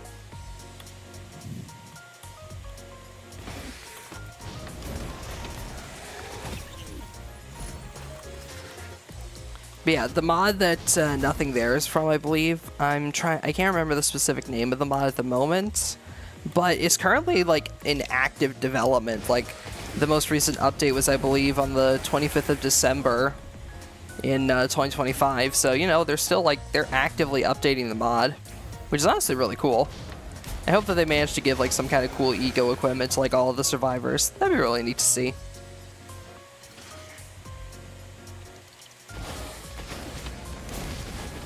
Maybe give like Huntress something based on Little Red on Little Red. That'd be cool.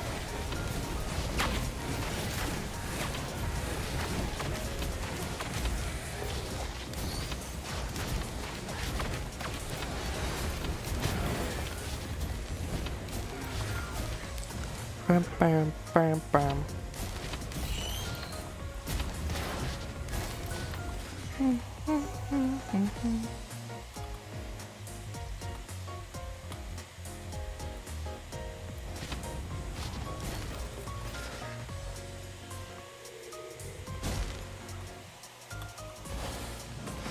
Eckerd's got to be a big map wolf, right? Oh, absolutely.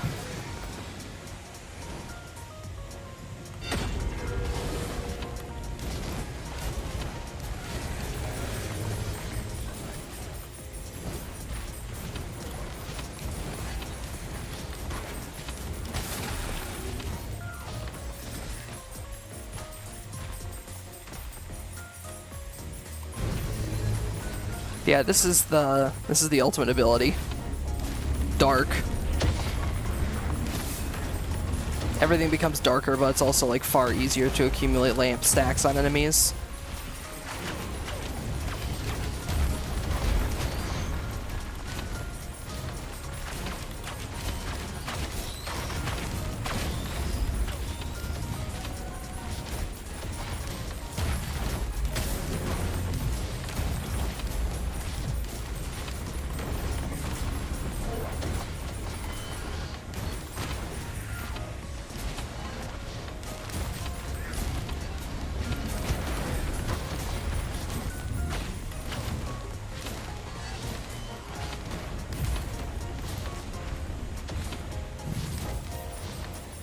I love how it makes everything like physically darker.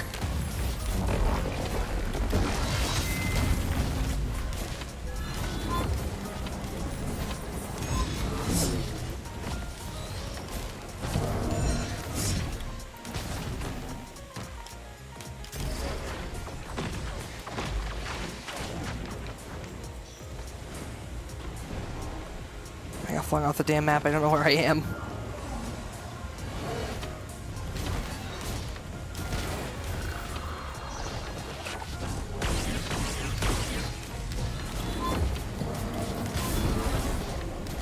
Get stunned, idiot. Whap.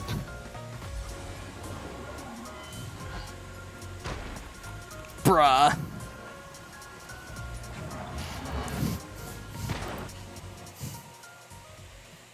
We're running that back.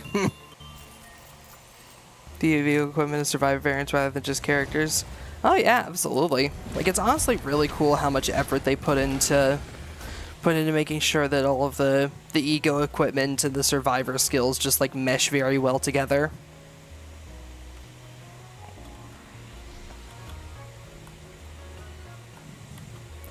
Like, the playstyle is very familiar to those familiar with that survivor, but it's got its own unique spin on it based on the ego equipment.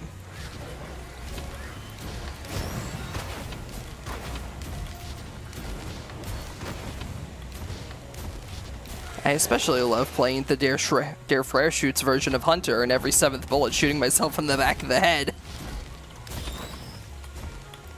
That's actually how it works, by the way. Whenever you use your shooting attacks, you rack up a magic bullet stack. On 7 stacks, your main attack changes so that you immediately shoot directly, like you shoot yourself in the back, but it can also damage enemies. They do actually have all-around helper for multi. The character isn't exactly the best, in my opinion.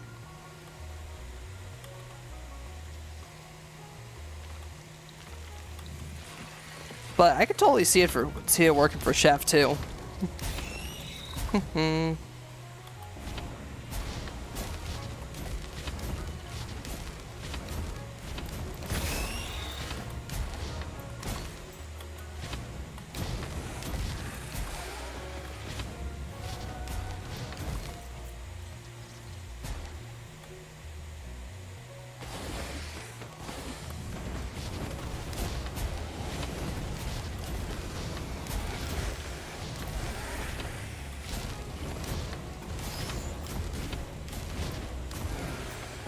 Yeah, it is very unfortunate.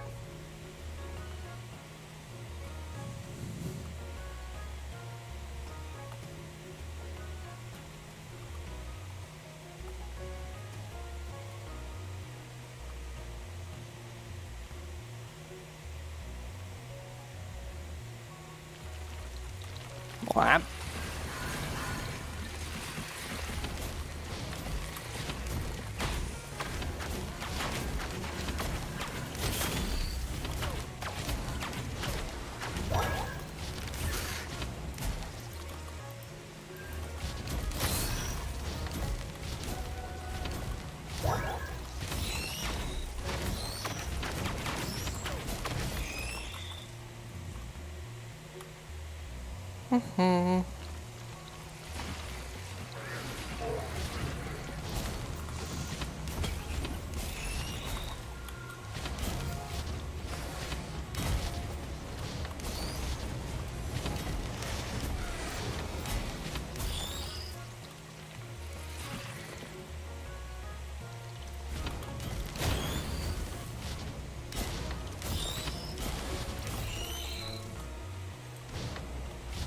Bop, bop.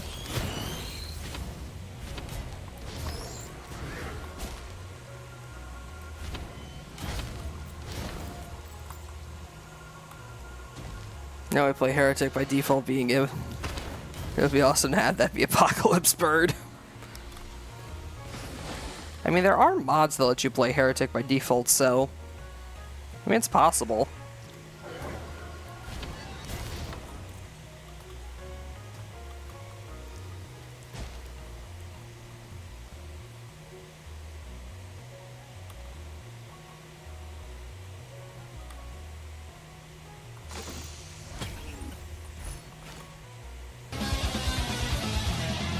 Hey, Iridescent Zenith, thank you for the follow. Super appreciate it. I hope you've been having a great night. Wait, what's this do? Permanent FG that cripples all characters inside. I'll hold on to that.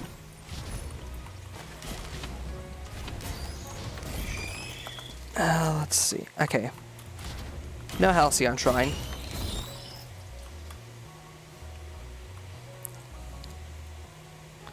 You can tell if you got a, you can tell if your run got a Halcyon Shrine on a level if you hear, like, If you see the chat message that says you hear distant thunder rumbling. What?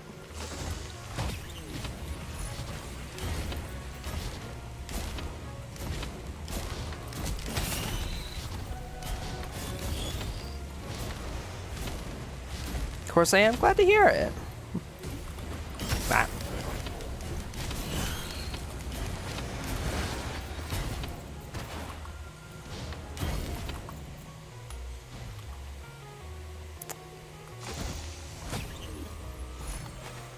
Ukulele.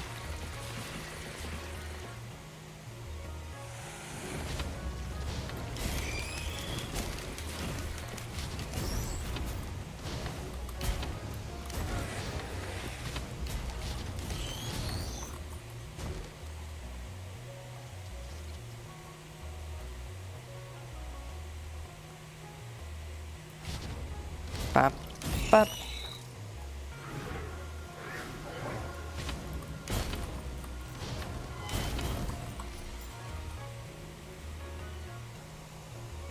Absorbing Project Moon knowledge via osmosis.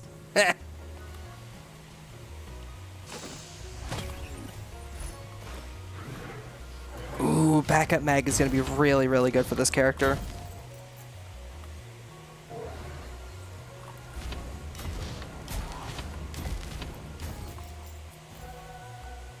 Because having extra charge of Dazzle, which is my big lamp payoff, is going to be really, really helpful.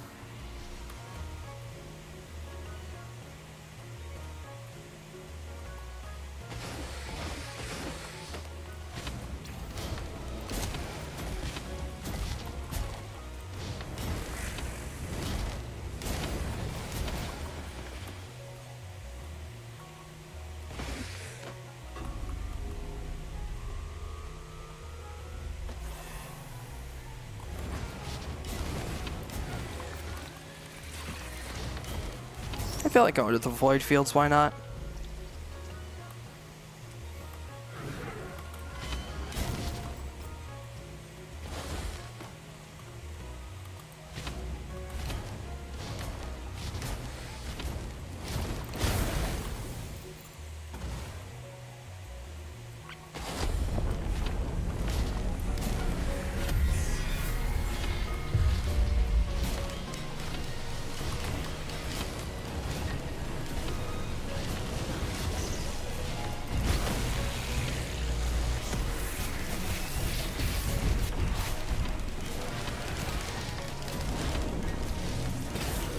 Boom. Get dazzled, idiot.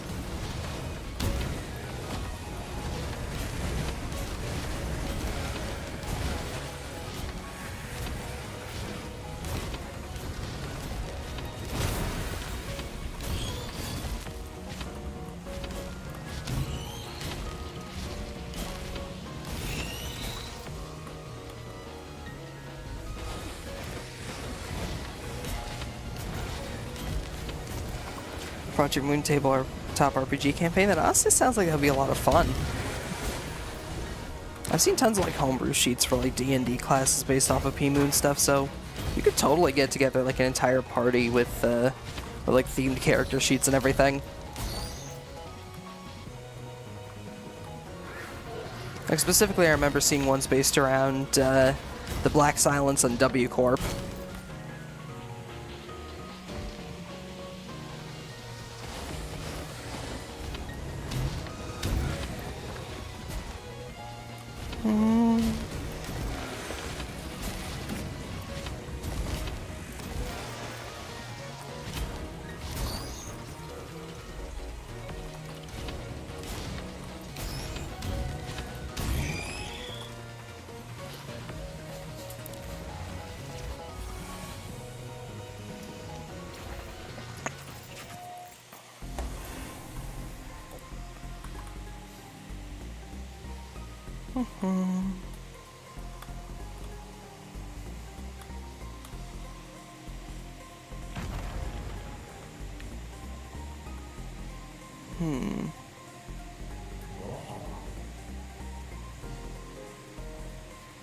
Crown is tempting.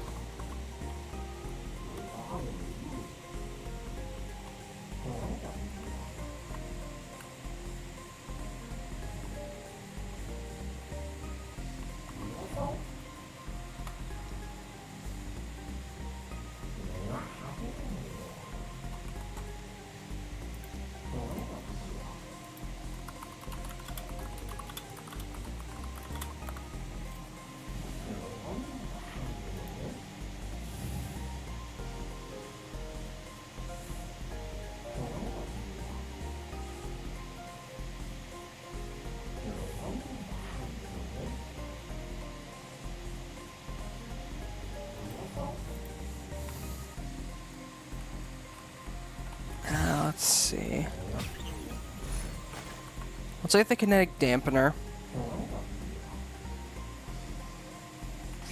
Actually, yeah, I'll take 2 kinetic dampeners. And I'll grab a brittle crown. Yoink.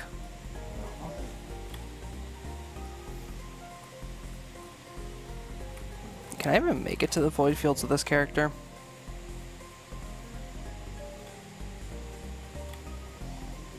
Yep.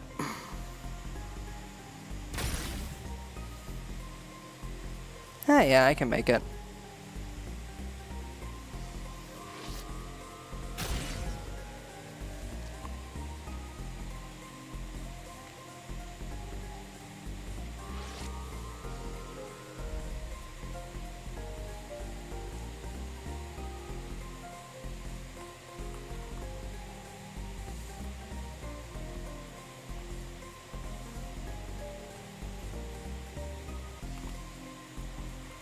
I don't know if I have nearly enough movement speed for void fields, but well, we'll see.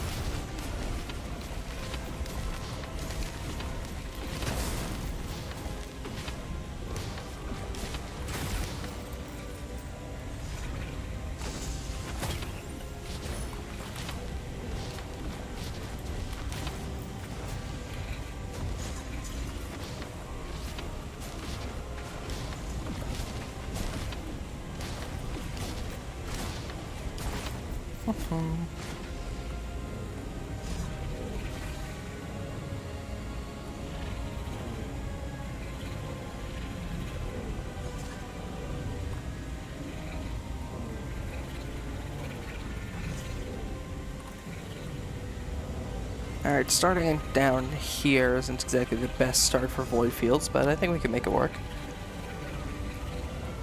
Talk to friends are sleeping. Plans to stream 4 hours, definitely too tired to do that. Ah, yeah, probably a good idea to convince them to get some rest.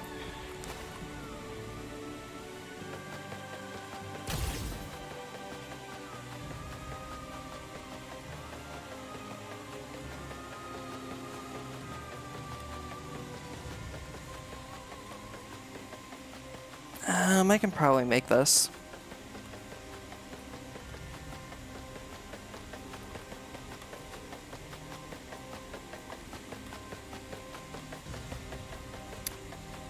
I do not think I can in fact make this.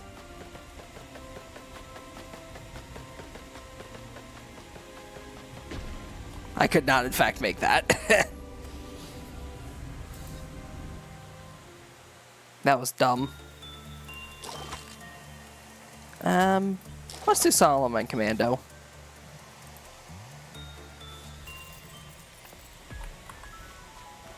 I like the funny ping guns.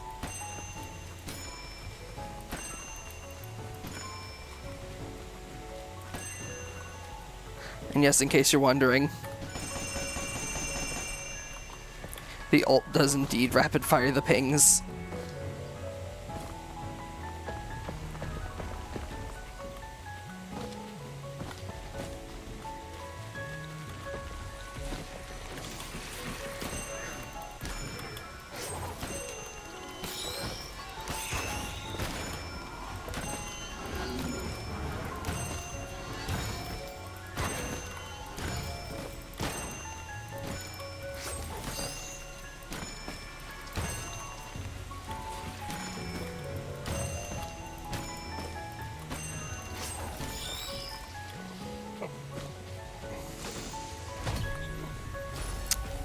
Ooh, really good start.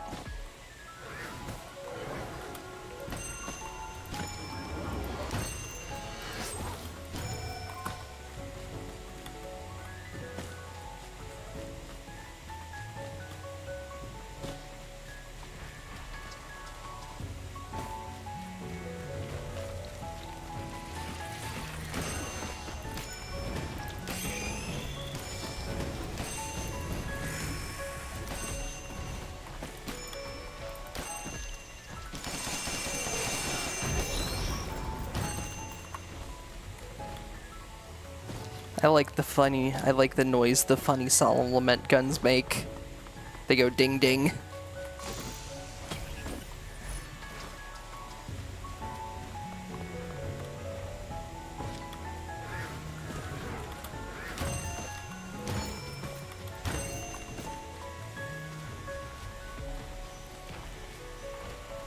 They're just so satisfying too, because they do like just the right amount of damage.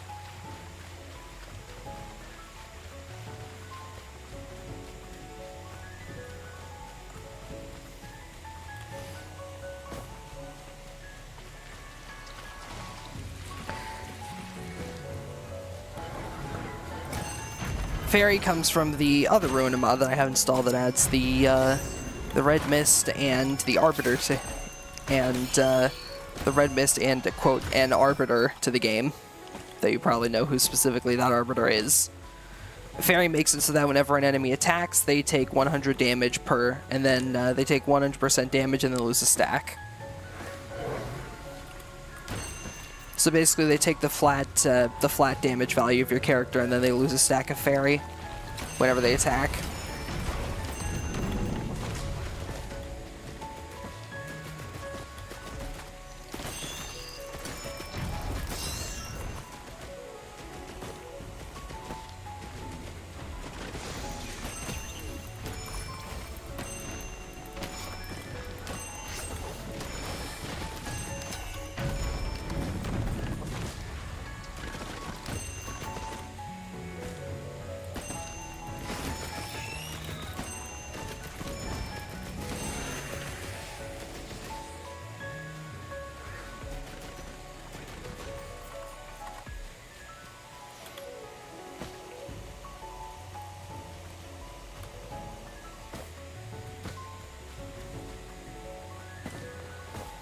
I mean, it really, like, your mileage will depend on the enemy. If you get a boss that, like, attacks very frequently, then you can get a lot of mileage out of Fairy.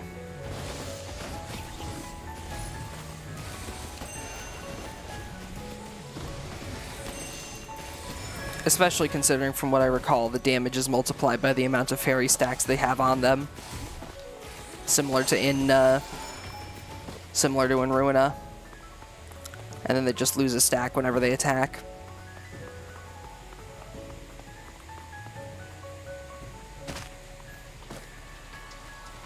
So if you get a boss that attacks like a lot of times, like for example something like Wandering Vagrant, you could easily get like a ton of mileage out of Fairy.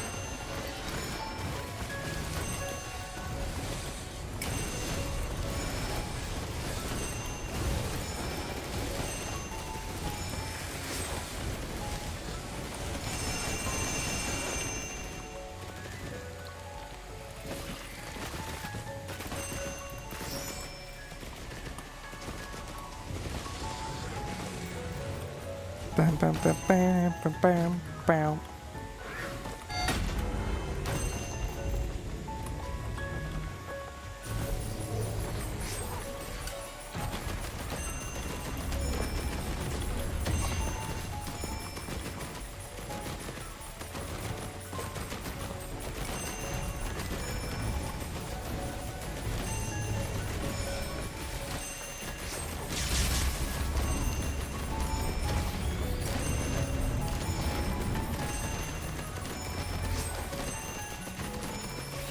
Bap, bap.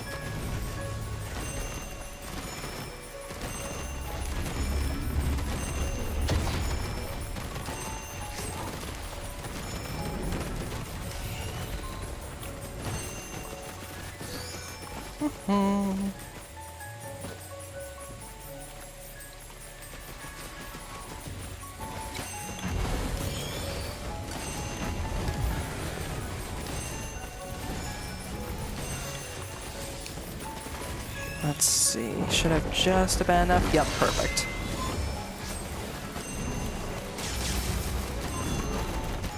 Get stunned, idiot. Get pinged.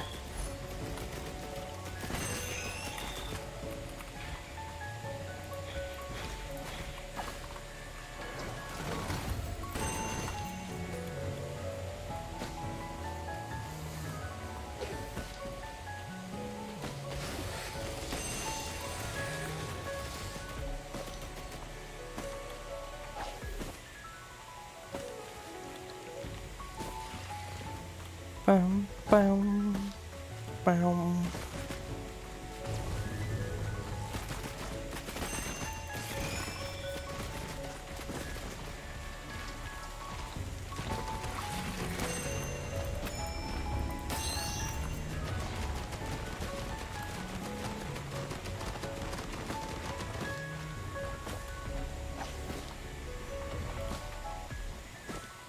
Yeah, how the Solomon version of Commando works is that if you get 3 hits with your main gun, hit with the secondary or the explosion effect of the dodge, you get you seal an enemy's attack slot. And then if you do that enough times, they'll get stunned. And then your ultimate fires 8 more bullets for every enemy that has, every enemy in range that has at least a slot sealed.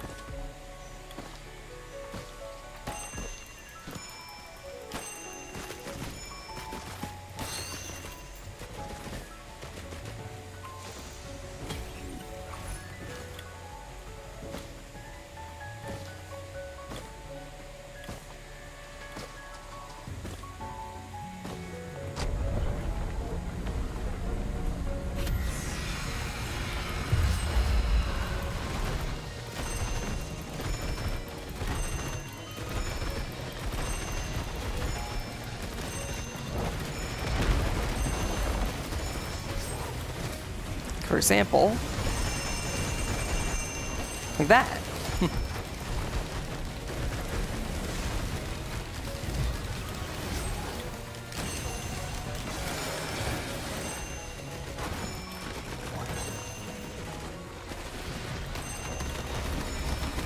Ding, ding.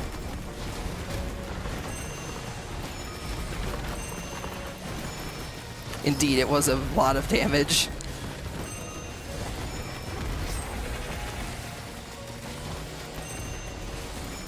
You just make sure to get a bunch of sealed enemies around, and then you just start mag dumping.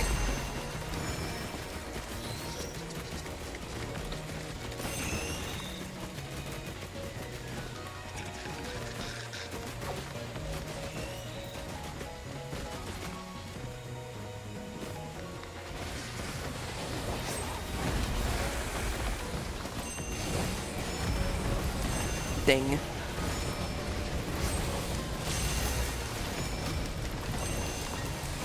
Get dinged, idiot.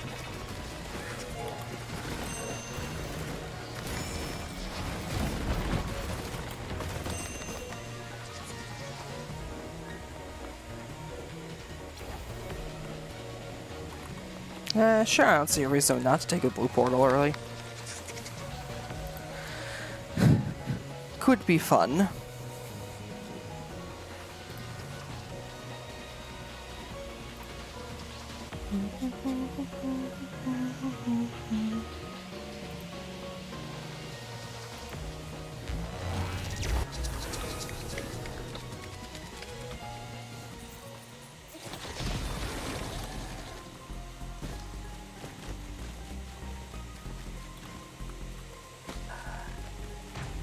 Alright, what do we got here?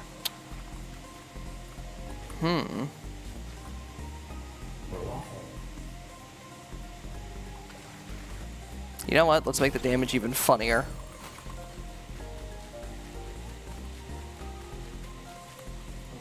Let's make the big damage even bigger. Shaped glass.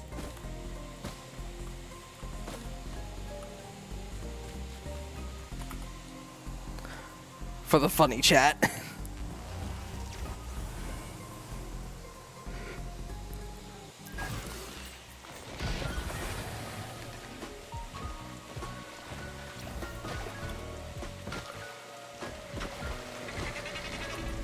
Netsox themed in the wetlands makes perfect sense. Or all the battle theme of Netsox 4 anyway.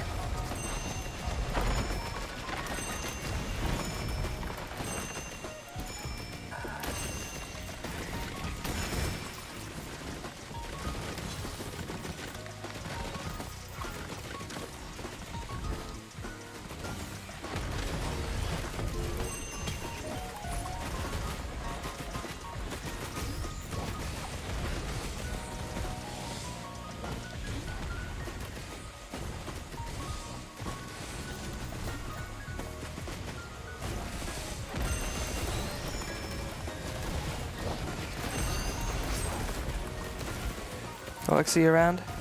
It took about 4:30 a.m. for me to desperately need to pass out. Understandable, Zenith. It was wonderful again to see you here. You have a great night. Thank you for stopping by.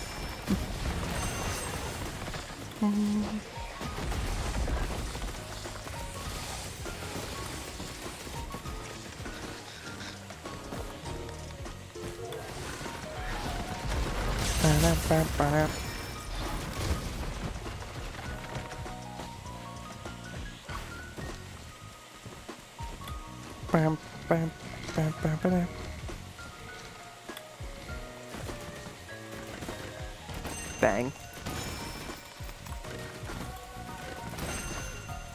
Okay, this shaped glass has already given me a lot of power. I can only imagine how much damage my ult is going to do now.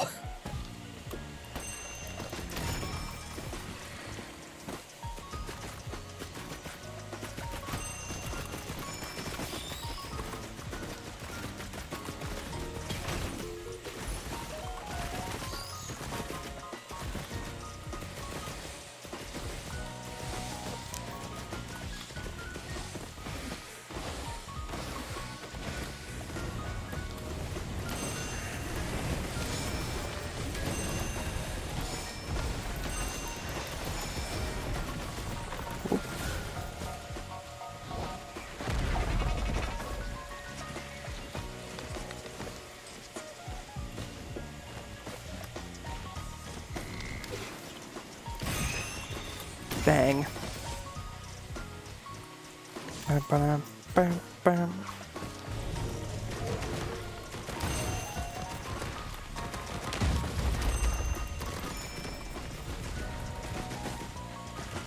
Yep. Alright, let's see. Where are we going?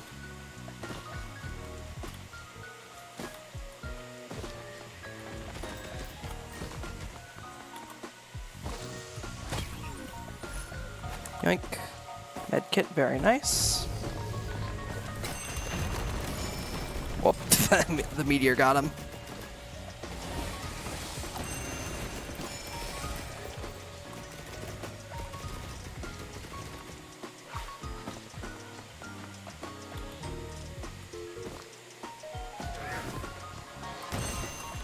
Yep.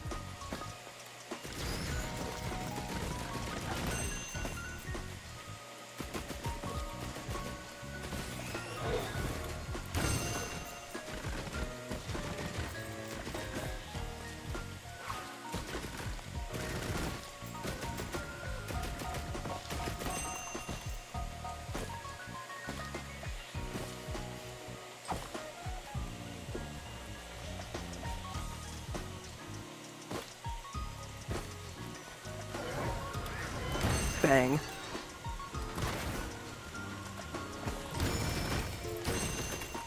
Yep.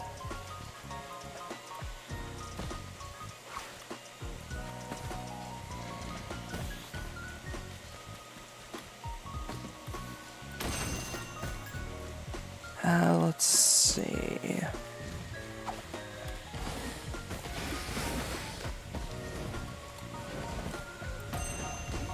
Bang.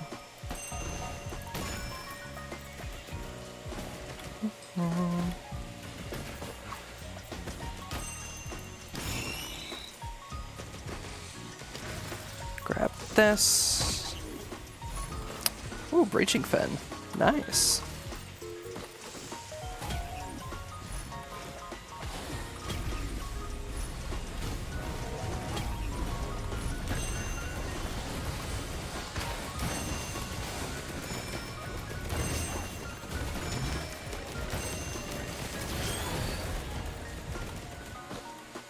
Buzzsaw's actually really good to get. This thing's a really good active item. Grab this.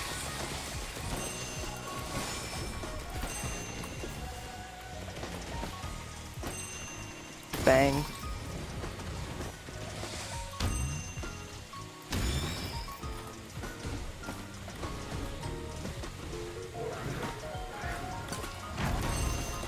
Bang. I'll take more gas. Because gas chaining is fun.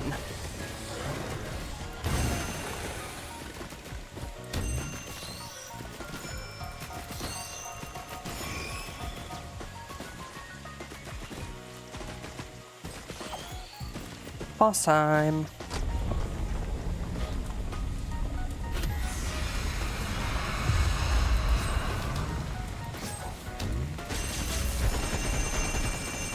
Good grief.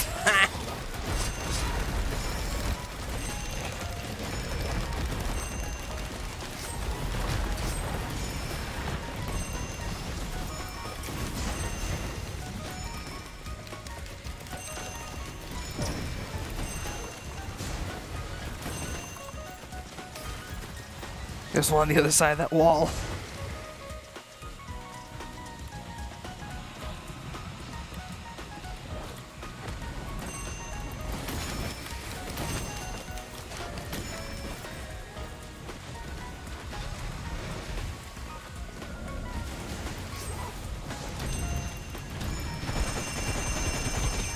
There we go.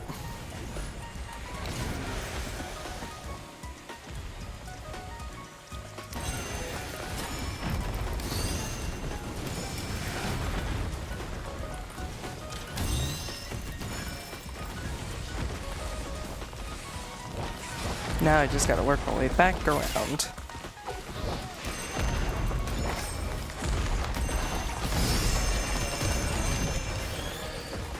Yoink. Another beetle guard planned? Really? Alright.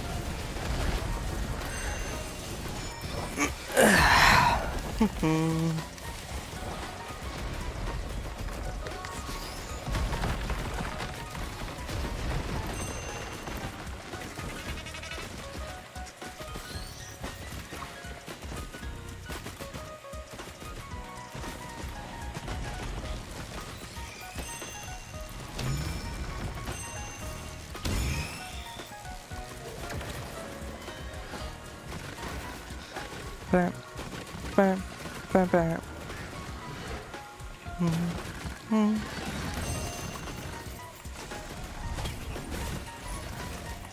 Got that last sticky bomb.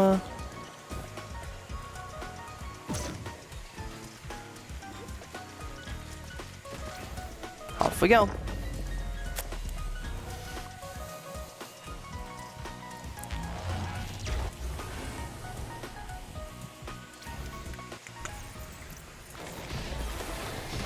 Alrighty, Rally Point Delta.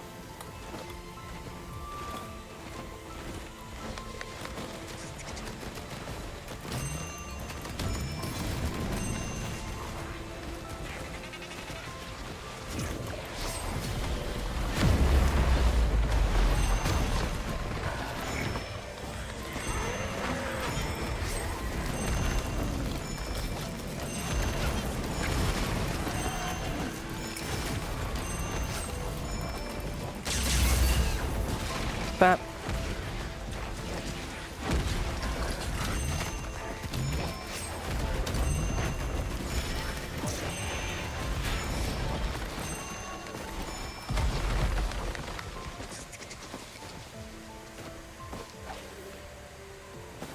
Alright, that's the enemies taken care of. Grab you. Gonna work as a mass house O Lancer. Somebody not calling in if they were supposed to.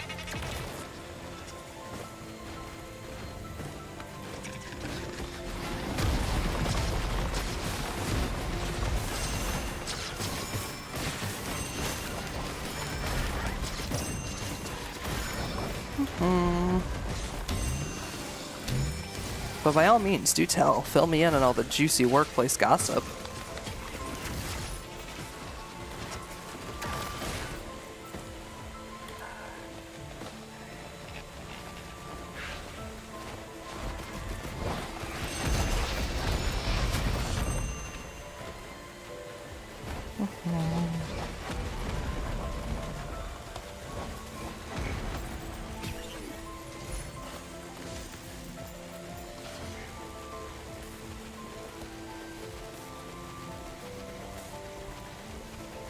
Weird bug preventing me from signing into the one PC in normal use. Gates are open, so one person has to be out there watching them.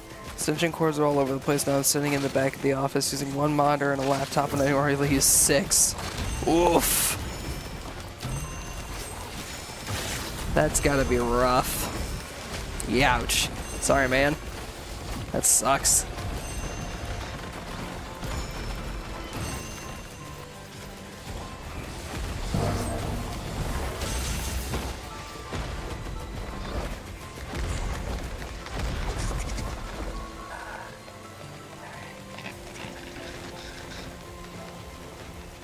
It's just going through into today. Damn. Yep. My thoughts exactly.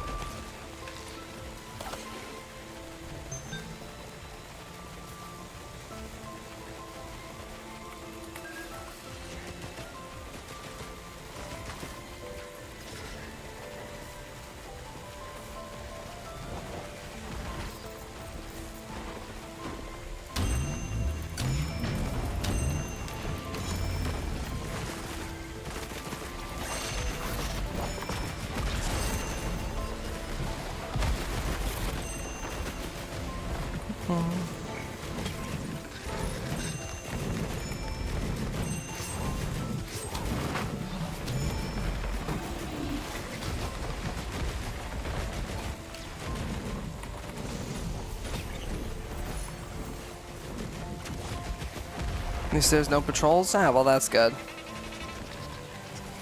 I mean, it makes sense with how little support it seems like you guys have got right now. You can't really afford to have people going out and patrol, gotta keep everybody where they actually need to monitor stuff.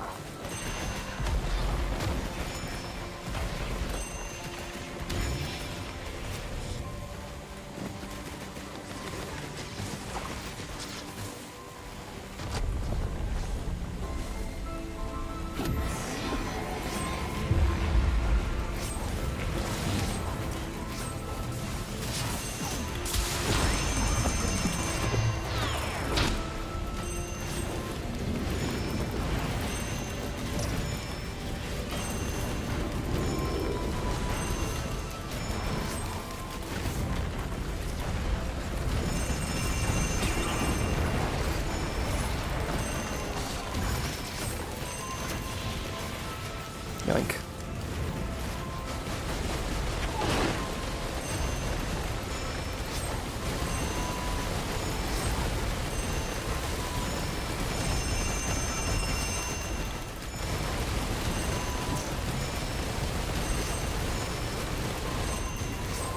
Get rid of the green noon ordeal.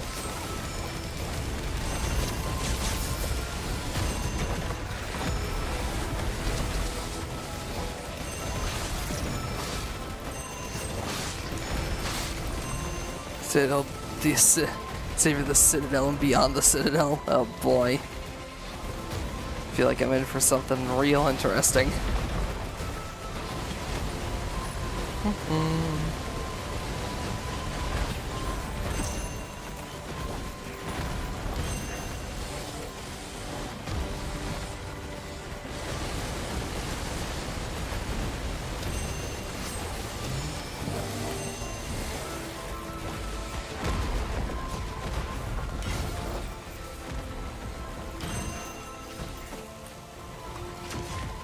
The MC, ah! I see where this is going immediately.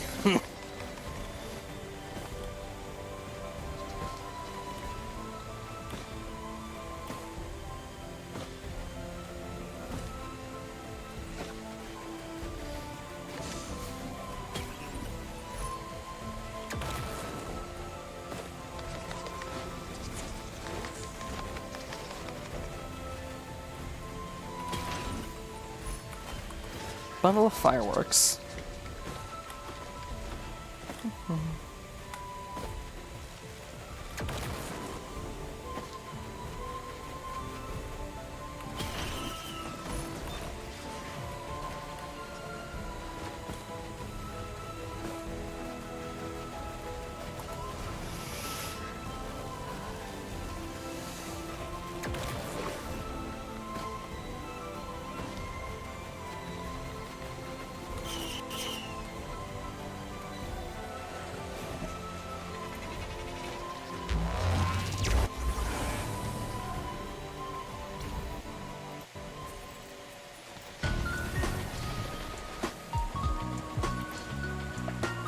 Bam, bam, bam, bam, bam, bam, bam, bam, bam, bam.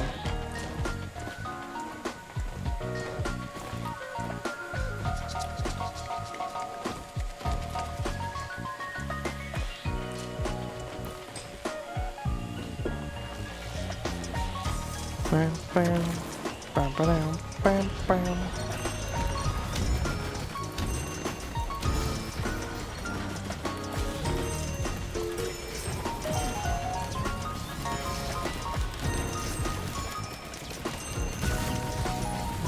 Yoink. Whoop.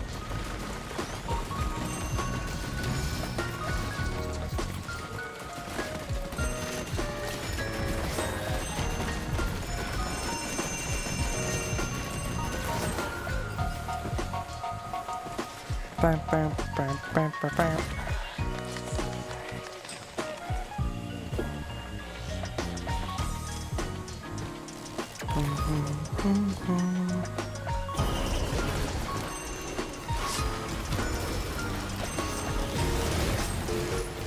Hey, it's the singing machine. There goes the singing machine.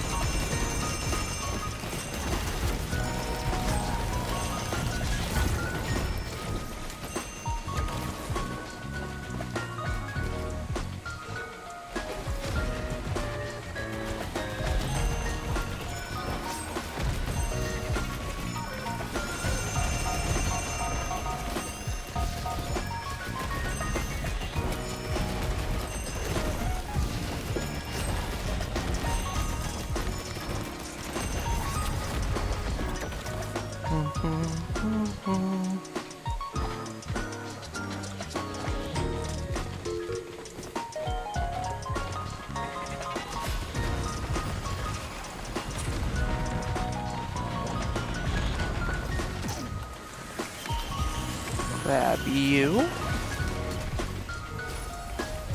Growth nectar, nice.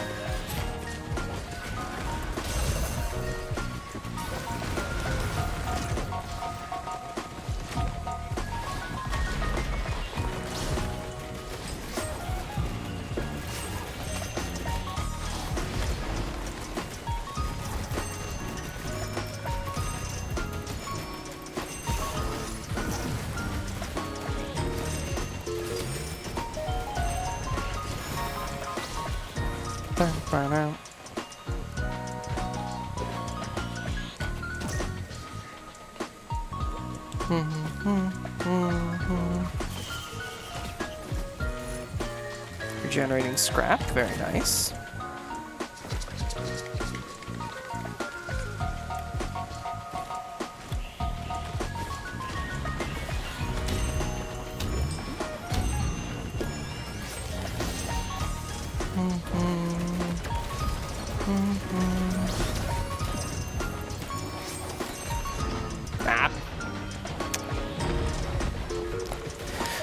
Well,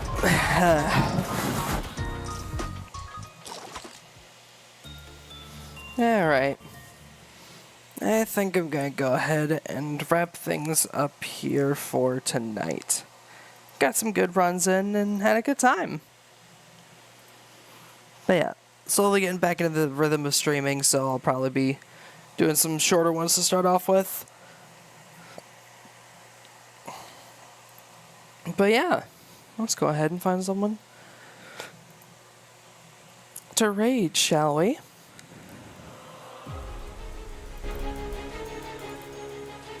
Let's see, who should we raid tonight?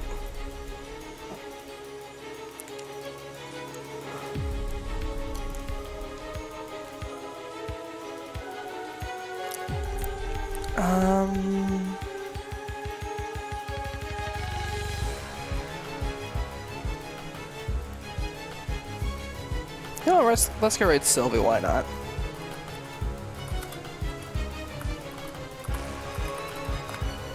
For those of you who don't know who Sylvie is, they are a gaming streamer here on Twitch. Play a bunch of different games, mainly a lot of... Oh, no, wait, never mind. They don't allow stream. They don't allow raids at the time. Okay, pivot.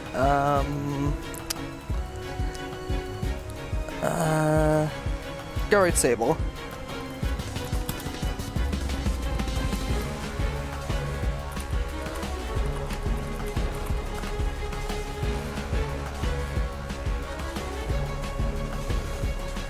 Those of you who know who Sable is, they are a variety streamer here on Twitch. Play a bunch of different games, so looks like tonight they are playing some Deathloop. That's the raid message. Let's do...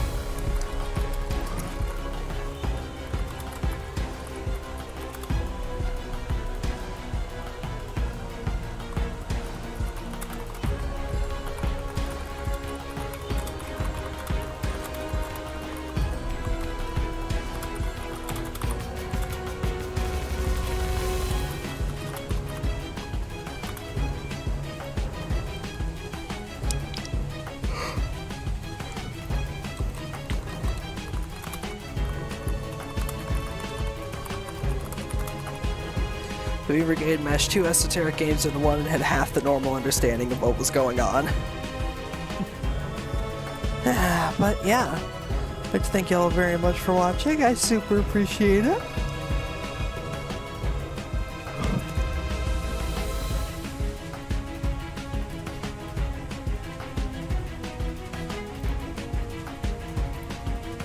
And I will see you all tomorrow. Bye.